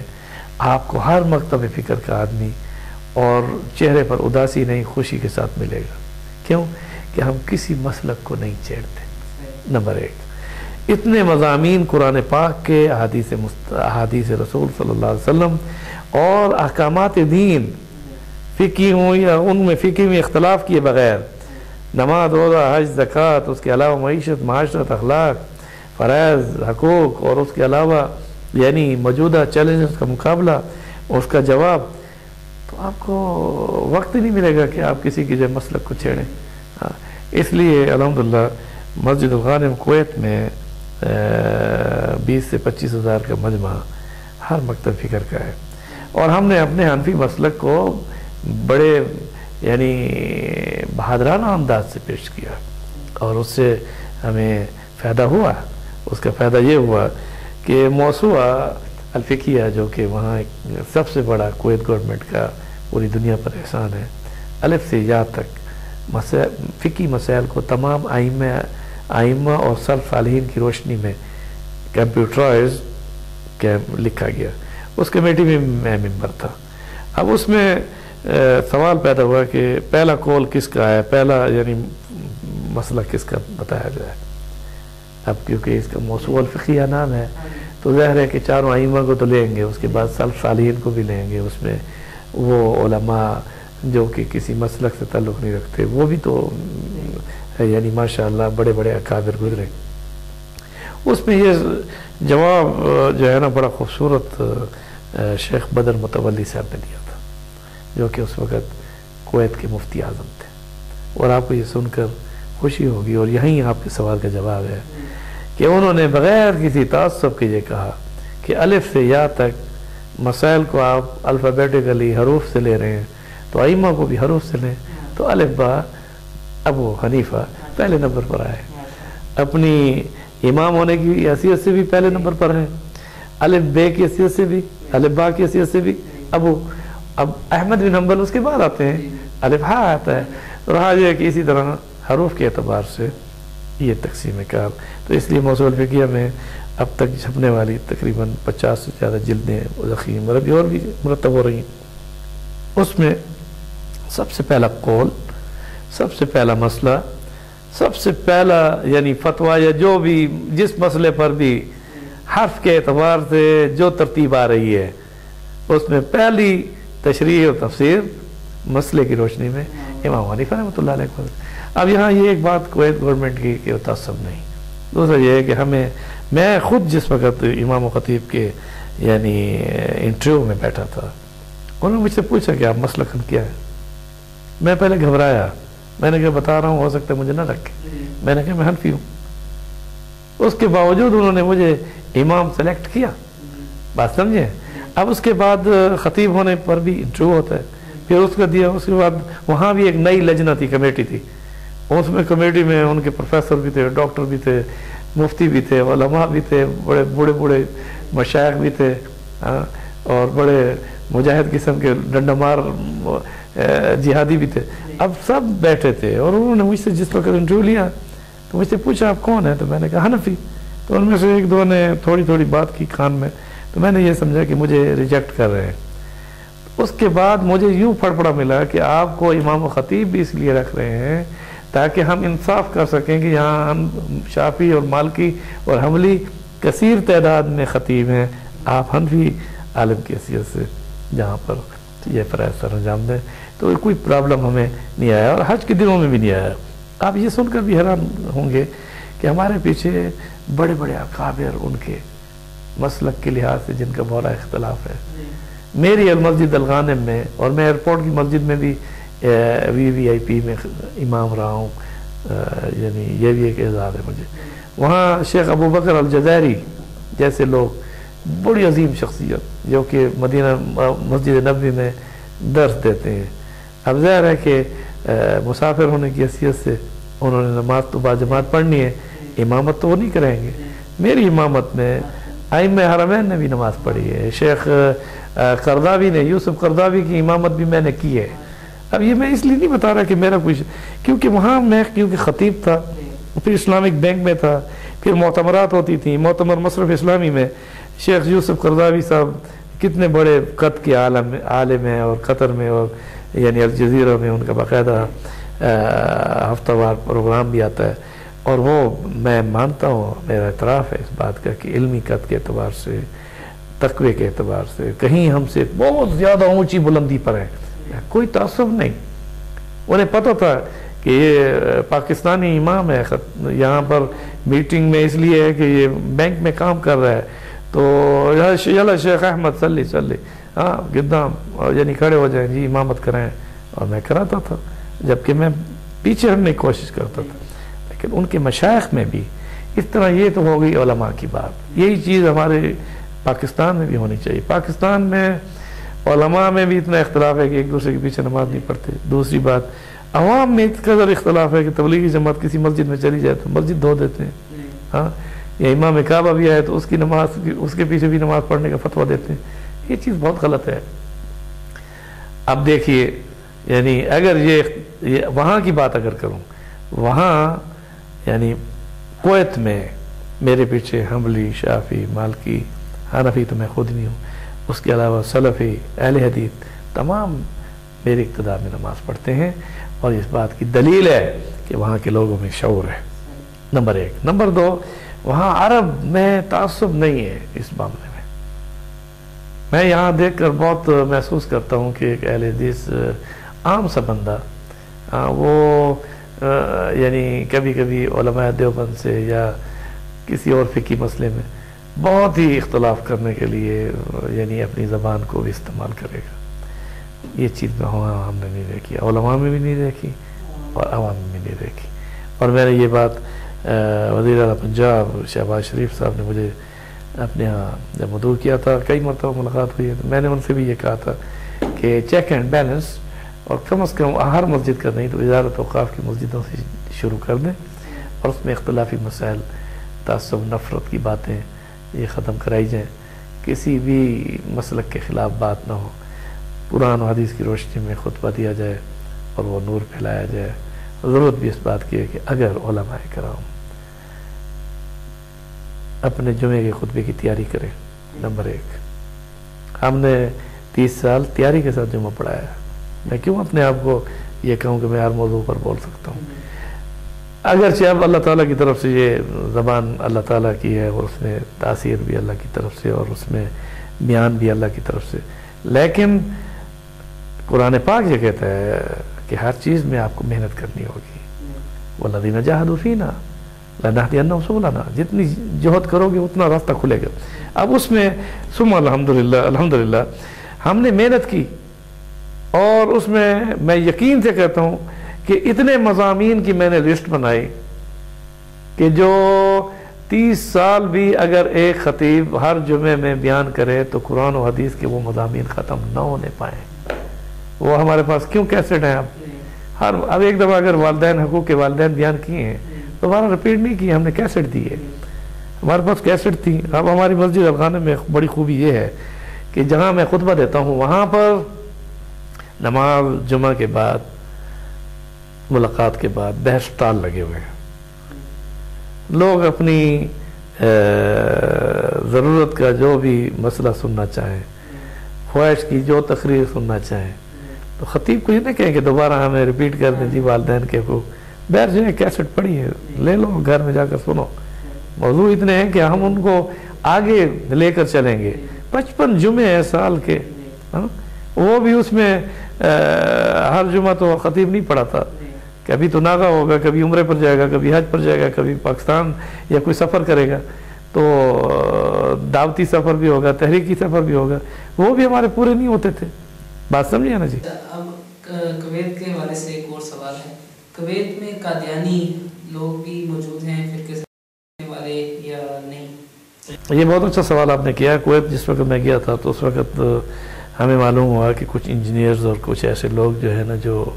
بڑے بڑے تاجر ہیں، وہ قادیانی ہیں. قادیانیت ایک ایسا یعنی یہودیوں کی طرح کا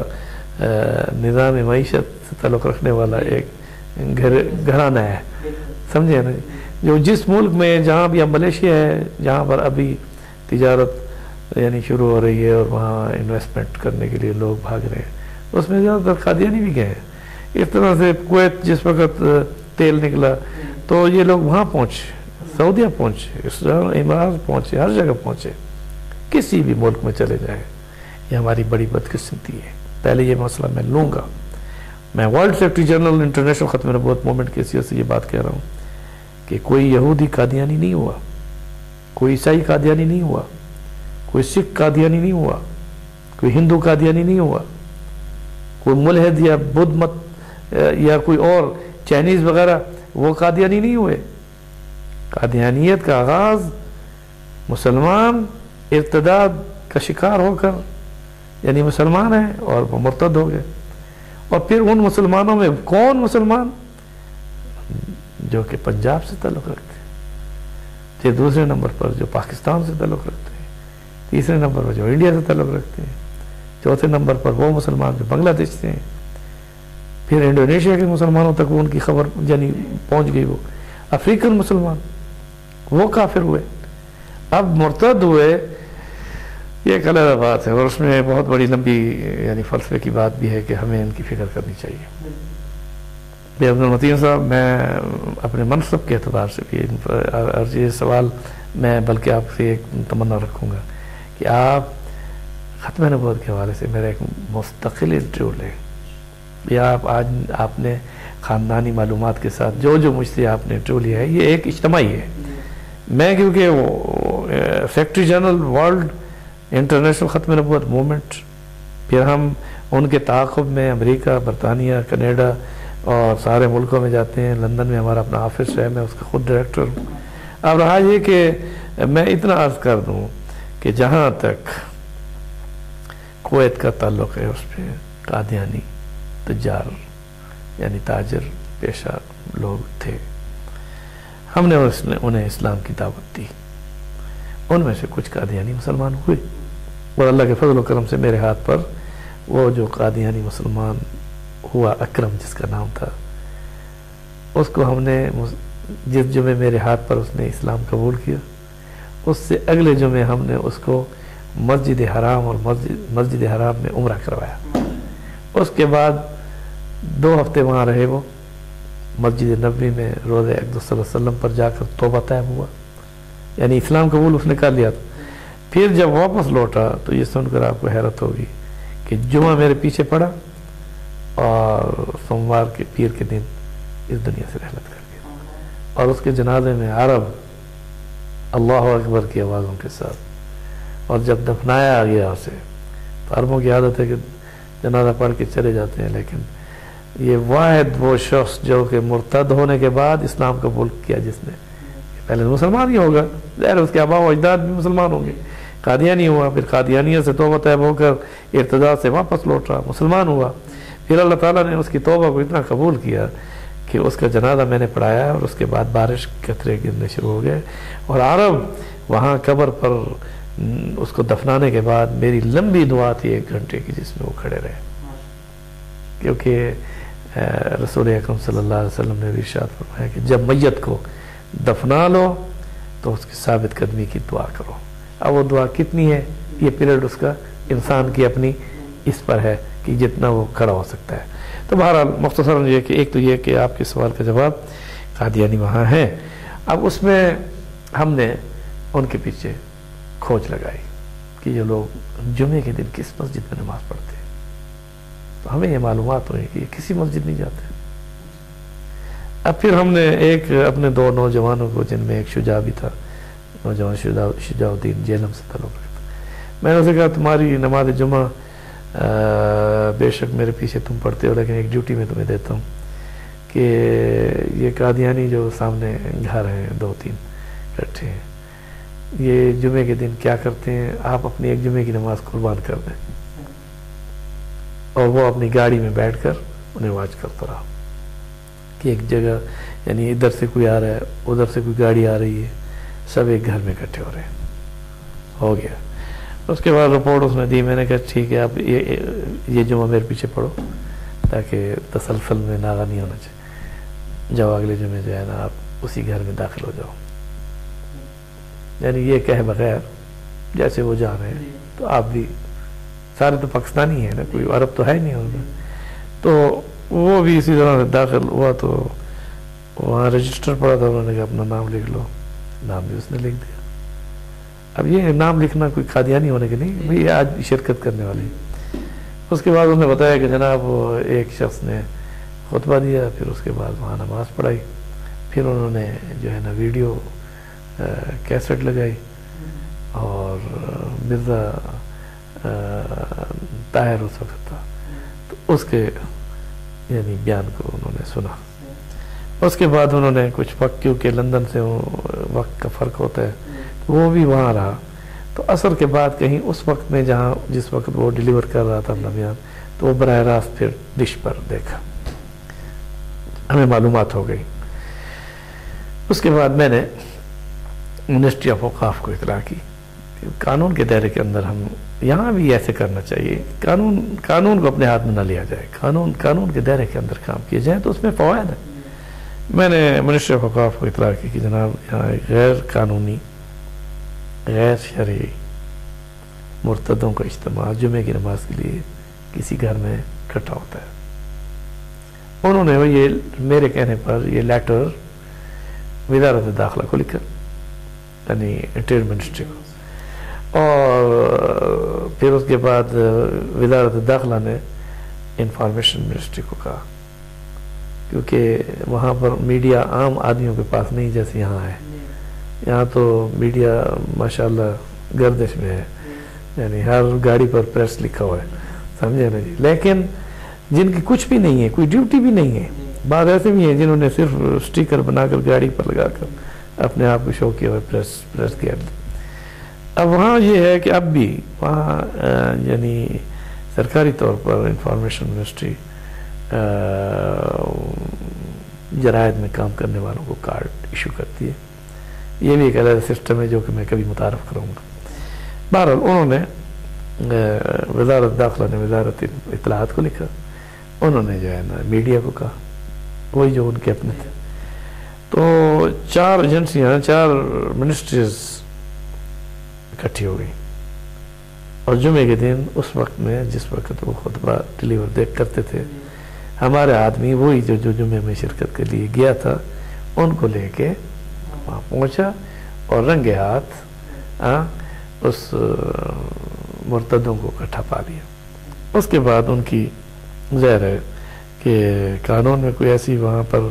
سختی نہیں تھی کہ جس میں ان کو ملک سے نکالا جائے. یہ ہے کہ نماز جمعہ بند کرا دی. اب یہ ایک چیز ہم نے کی. اس کے بعد یہ کہ پرویزیت بہت عام ہوئی. پرویزیت، غلام محمد پرویز کویت میں، وہ قادیانیوں سے زیادہ، یعنی ان لوگوں کو ذرا ڈراؤ دھمکاؤ یہ تو یعنی ڈر جاتے ہیں. مگر پرویزیت ایک ایسا ناصور ہے، ایک ایسا فتنہ ہے کہ جتنا آپ اس کو دبائیں گے اتنا اٹھتا ہے. وہ کہتے ہیں نہیں جی ہم مستند حدیث کو مانتے ہیں، ہم ہر حدیث کو نہیں مانتے. پہلے تو یہ کہتے ہیں، پھر آخری بات ہم قرآن کو مانتے ہیں، ہم حدیث کو نہیں مانتے. پھر اس کے بعد اس سے آخری بات ہم جی قرآن کو بھی اس کے الفاظ کے ترجمے سے لیں گے، نہ کہ اس کی شان نزول سے، اور ہم تشریح اپنے عقل سے بھی کر سکتے ہیں. تو راج ہے کہ رسول اکرم صلی اللہ علیہ وسلم کے بارے میں غلام محمد پرویز کا یہ نظریہ تھا کہ رسول محض، اب یہ جملہ ہے اس کا، رسول کی حیثیت محض ایک ڈاکیہ کی ہے، پوسٹ مین کو آپ تک پہنچا رہا ہے، پیغمبر، پیغام پہنچانے والا. اس کو آپ اپنی عقل سے تفکر و تدبر کر کے اخذ کریں. حدیث کو خارج، اس کے علاوہ سنت کو خارج، کوئی شرعی حیثیت کسی چیز کی نہیں. ماخذ یعنی سورسز آف لاز، اس میں ماخذ شریعت قرآن حدیث، اجماع اور قیاس، یہ ساری ان چیزوں سب کا انکار رہا. یہ کہ آخر پھر یہ فتنہ اتنا بڑھتا ہے کہ پھر اطاعت رسول کو غیر ضروری نہیں بلکہ اس وقت کے لوگوں کے ساتھ خاص کرتا ہے کہ رسول کی اطاعت صرف اس وقت کے لوگوں کی، جیسے امام کے پیچھے نماز میں آپ مکمل اطاعت امام کے پیچھے کر رہے ہیں. اب یہ انداز ہے ان کا. اب انہوں نے جناب وہاں لائبریری قائم کی طلوع بزم طلوع اسلام کے نام سے، اور بہت طویل ایک داستان ہے. میں نے 2 جلدوں پر جو کتاب لکھی ہے اس کے اندر وہ موجود ہے، میں آپ کو پیش کروں گا. مختصراً یہ کہ ہم نے اس جماعت کے خلاف ہر طرح سے تحریری، تقریری، وعظ، نصیحت، پیار، یعنی آخری لہجہ ہاتھ جوڑنا کہ جناب آپ چھوڑ دیں اس کو. جب انہوں نے نہیں چھوڑا تو ہم نے ڈنڈا نہیں اٹھایا. میں سپریم کورٹ میں جا کر میں نے ان کے خلاف ریٹ دائر کر دی، کویت کی سپریم کورٹ میں. اور میں نے کہا جناب یہاں پر یہ غلام محمد پرویز کے باطل نظریات کو پھیلا رہے ہیں، ان کی بہت بڑی لائبریری ہے، لوگ گمراہ ہو رہے ہیں. نماز روزے کا تصور، ضروریات دین کا انکار، اور اس کے علاوہ قرآن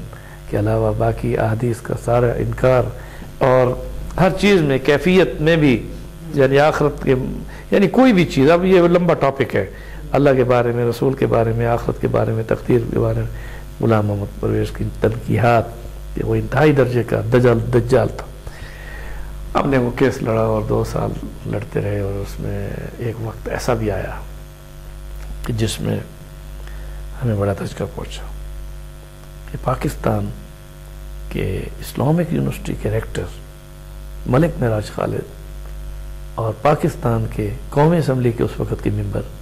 طارق عزیز نیلام گھر والا، یہ اور رفیع اللہ شہاب، قدرت اللہ شہاب نہیں کہہ رہا ہوں، رفیع اللہ شہاب، کیونکہ نام میں کبھی لوگ اس طرف چلے جاتے. رفیع اللہ صاحب اور فتح محمد جو آج کا ریکٹر ہے، یہ آئے اور انہوں نے وہاں جا کر یہ بیان دیا کہ غلام محمد پرویز تو مفسر قرآن ہے، وہ تو مفکر اسلام ہے، وہ تو علامہ اقبال کا امین ہے، وہ قائد اعظم کا ساتھی ہے، ایک مولوی ہے احمد علی سراج، اس نے اس کو کافر کر دیا۔ حالانکہ سب علماء نے کیا ہے، اجماع امت نے کیا ہے۔ بہرحال اس کی وہ سرٹیفکیٹ سے تحریرن دیا ہے ملک معراج خالد، تحریرن عربی میں، ابھی اس کو عربی آتی نہیں ہے اور اوریجنل عربی پر سائن کر رہا ہے، عربی میں، حالانکہ یہ ہونا چاہیے تھا کہ انگلش میں یہ لکھتا اور عربی میں ترجمہ ہوتا اور اس ترجمے میں فرسٹ ٹائم ہوتی اٹیسٹڈ کہ یہ مینوان وہی الفاظ ہیں جو انگلش میں نہیں، اوریجنل عربی پیپر بنا کر جو انہوں نے لکھ دیا اس میں سائن کر دیے، یعنی جو انہوں نے خود بنایا، اور اس کے بعد انگلش میں بھی، وہ تو اس کی اپنی زبان تھی، اور وہ میرے ہاتھ چڑھ گیا، یعنی سپریم کورٹ میں یہ داخل کیا ہوا یہ ورقہ، حالانکہ بڑا سیکرٹ تھا اور بہت ہی کنفیڈینشیل ہوتا ہے، لیکن اللہ کے فضل و کرم سے اللہ کی مدد نصرت تھی کہ اور دین کے ساتھ لوگوں کی وابستگی ہوئی۔ انہوں نے مجھے بلایا اور کہا کہ یہ دیکھیں جی، یہ پاکستان کے بہت بڑے مفتی نے۔ میں نے کہا کون سا مفتی؟ ہاں، یعنی جس نے غلام محمد پرویز کو مسلمان قرار دیا، مسلمان نہیں بلکہ مسلمانوں کا لیڈر، مفکر، مفسر، یہ وہ۔ میں بڑا یعنی محسوس کیا، میں نے کہا کون بد نصیب عالم ہے جس نے پیسے لے کر، تو بعد میں دیکھا تو ملک معراج خالد۔ اب میں نے اسے کہا جی یہ تو آیت الکرسی بھی نہیں جانتا ہوگا، واللہ عالم تمہارے گیا۔ پھر اس سے میں ملتا رہا ہوں بعد میں، تو ملک صاحب کی خدمت میں گیا تھا جب یہ ورقہ مجھے ملا، اور میں نے ان کی تعارف وہاں کرایا۔ میں نے کہا یہ ایک سیاسی پوسٹ پر بٹھایا جانے والا رائی کہتے ہیں ریکٹر اسلامک یونیورسٹی، یہ ایک عہدہ کسی اسکالر، اسلامک اسکالر کو دیا جائے، نہ کہ جہل کسی قومی اسمبلی کا جو سابق اسپیکر۔ یہ کوئی شرط تو نہیں ہے کہ اسپیکر جو پڑھا لکھا ہو، ایسے بہت لوگ ہیں جو منسٹر سائن نہیں کر سکتے، اور ایسے منسٹر بھی گزرے ہیں جن کو اپلیکیشن دی گئی کہ زمین سے چاند تک سڑک بنائی جائے تو انہوں نے اپروو کر دیا کہ بنا دو۔ ایسے سے بہت واقعات ہیں پاکستان کی منسٹروں میں، ایسے منسٹر ہیں۔ اگر یہ آپ علیحدہ میرے انٹرویو کے میں آپ کو معلومات دوں کہ ان لوگوں نے کس چیز کو جو ہے نا بغیر پڑھے یا سوچے یا جہالت سمجھ لیں، یا پھر یہ کہ توجہ ہی نہیں، انہوں نے کن چیزوں کی اجازت دی ہوئی ہے۔ بارہ کول واللہ نہیں آتی، اور اس طرح کے وزیر تعلیم موجود ہیں جن کو یہ بھی پتہ نہیں قرآن کتنے سپارے ہیں، ہاں، یعنی پاکستان کا وزیر تعلیم، اور وہ بھی ہائر ایجوکیشن کا، یعنی HEC جس کے انڈر ہو، ہاں، تعلیم العالی جسے کہا جاتا ہے، ہاں، اس کا منسٹر وہ یہ کہہ رہا ہے جی قرآن 40 پاروں پر ہے، اور وہ بھی آگے اس کو پتہ نہیں کہ قرآن کا آغاز کہاں سے اور والناس تک کیسے قرآن ہے۔ بہرحال مختصراً یہ کہ ہم نے وہ کیس بعد میں لڑا، جیتا، اور 2 جلدوں میں وہ موجود ہے اس کا فیصلہ، جس میں امام کعبہ شیخ عبداللہ سبیل سے ہمارے شیخ مولانا عبدالحفیظ مکی صاحب، اس طرح سے مولانا سعید احمد عنایت اللہ صاحب اور دیگر علماء کے ساتھ ہم گئے، امام کعبہ سے ہم نے فتویٰ لیا۔ اس کے علاوہ شیخ ابن باز سے، شیخ عبدالعزیز بن باز سے تو میں براہ راست جاتا رہا، اور اس کے بعد ریاض کے مفتیان سے، جن میں آج بھی شیخ عبدالعزیز آل شیخ جو کہ عرفات کے میدان میں نابین ہیں اور وہ خطبہ دیتے ہیں، میرے گہرے دوستوں میں سے، میرے ساتھ خطبہ دعوت میں بھی ان سے کرتا ہوں، تو انہوں نے باقاعدہ میرا بہت ساتھ دیا، شیخ فوزان وغیرہ نے، اس کے بعد کویت کے علماء نے، اس کے ساتھ امارات کے علماء نے، اس کے ساتھ ندوۃ العلماء نے، اس کے بعد دیوبند کے علماء نے، اس کے ساتھ اتحاد العلماء نے۔ اب یہ سارے علماء کی باتیں ہیں، جمعیت علماء نے، اور جتنے بھی علماء ہیں، باقی رہ گئے مدارس ہیں، مدارس عربیہ اسلامیہ، وفاق المدارس، تمام جتنے مدارس عربی ہیں، اس کے علاوہ پھر آگے آ جاتے ہیں مسلک، دیوبندی، بریلوی، اہل حدیث، حتیٰ کہ شیعہ، سب نے غلام محمد پرویز کو کافر قرار دیا، اور میں نے وہ فتویٰ پیش کیا۔ تو آج ہے کہ اللہ کے فضل و کرم سے کویت میں ہم نے پرویزیت کے فتنے کی سرکوبی کر دی، اور ان کی اس پوری لائبریری کو سمندر بدھ کرایا گیا، اور اس کے بعد الحمدللہ اب تک ان کا کوئی درس، کوئی تکلیف نہیں ہوتی۔ ایک قادیانی ایک ایسا سلسلہ ہے، نظام ہے جو اندرون خانہ جاری رہتا ہے، یہ لوگ وہ ہیں جو روشن خیال مسلمان ہونے کے ساتھ بکھرے ہوئے بگڑے ہوئے. اب ان کو یعنی بگڑے ہوئے اکٹھے ہو جائیں تو روشن خیالی اور پھیلتی ہے، ان کو بکھیر دیا جائے تو روشن خیالی ختم ہو جاتی ہے. تو جیسے پاکستان میں NGOs بھی ایسے ہیں جو آج کل بڑی منظم ہو رہی ہیں، اور یہ گھریلو تشدد بل میں اس کی مثال آپ کے سامنے ہے. اور یہاں ایک نقطہ دیتا جاؤں کہ ابھی پچھلے 2 دن پہلے میں نے ایک چینل پر جو نجی چینل تھا اس کے اندر ایک انٹرویو دیکھا بندے کا جو رکشا ڈرائیور ہے، اور جس نے عورت کے 5 ٹکڑے کیے اور اس نے اس کو یعنی اپنی چھری سے کاٹ دیا، گلا پہلے دبایا. سارا میں نے انٹرویو سنا. اس میں اس سے پوچھا گیا، حوالات کے اندر بند ہے اب بھی، کہ بھئی یہ جرم تو نے کیوں کیا؟ اس نے کہا اس عورت کی میرے ساتھ ناجائز تعلقات تھے. اب آپ اساس پر جائیں، جرم اس سے ہوا ہے اور بہت بڑا جرم ہے، اس شخص کو پھانسی دی جائے، اس کو کبھی معاف نہ کیا جائے. یہ کسی صورت میں بھی یعنی معافی کے مستحق نہیں ہے. کبھی بھی کوئی کسی دل کے ایک کونے میں بھی اس کے لیے کوئی ہمدردی نہیں ہونی چاہیے، بلکہ سپریم کورٹ فوری نوٹس لے کر اس کو پھانسی پر لٹکائے. جو خود میڈیا پر مان رہا ہو کہ میں نے یہ کام کیا ہے، اس کے بعد کون سی عدالت؟ کس عدالت کی بات کرتے ہیں آپ؟ 100 بچوں کو مارنے والا جاوید اقبال نام کا وہ بندہ، اس کو عدالت سزا نہیں دے سکی اور خودکشی اس نے کر لی. یہ تو ایسے بیانات جس میں اقرار جرم ہے، اسے فرد جرم کی ضرورت ہی نہیں کہ اس پر جرم عائد کیا جائے. اقرار جرم ہے، فرد جرم اس پر ہوتا ہے جو انکار کرے. رہا یہ کہ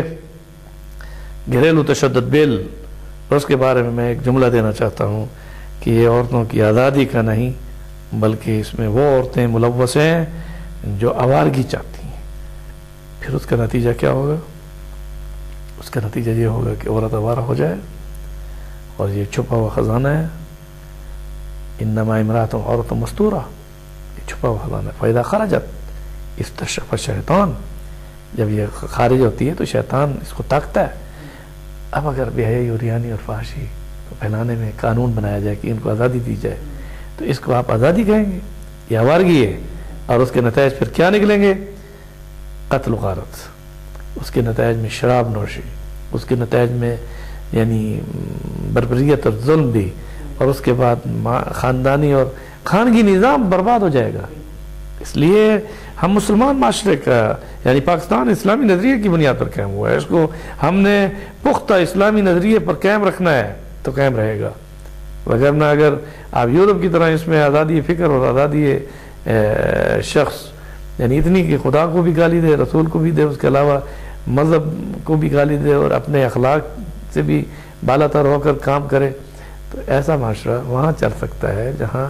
جن کی بنیادوں میں نظریہ نہیں. لیکن جس ملک کے نظریہ، جس ملک کی بنیاد میں نظریہ ہے، اس ملک میں یہ نظام نہیں چل سکتا.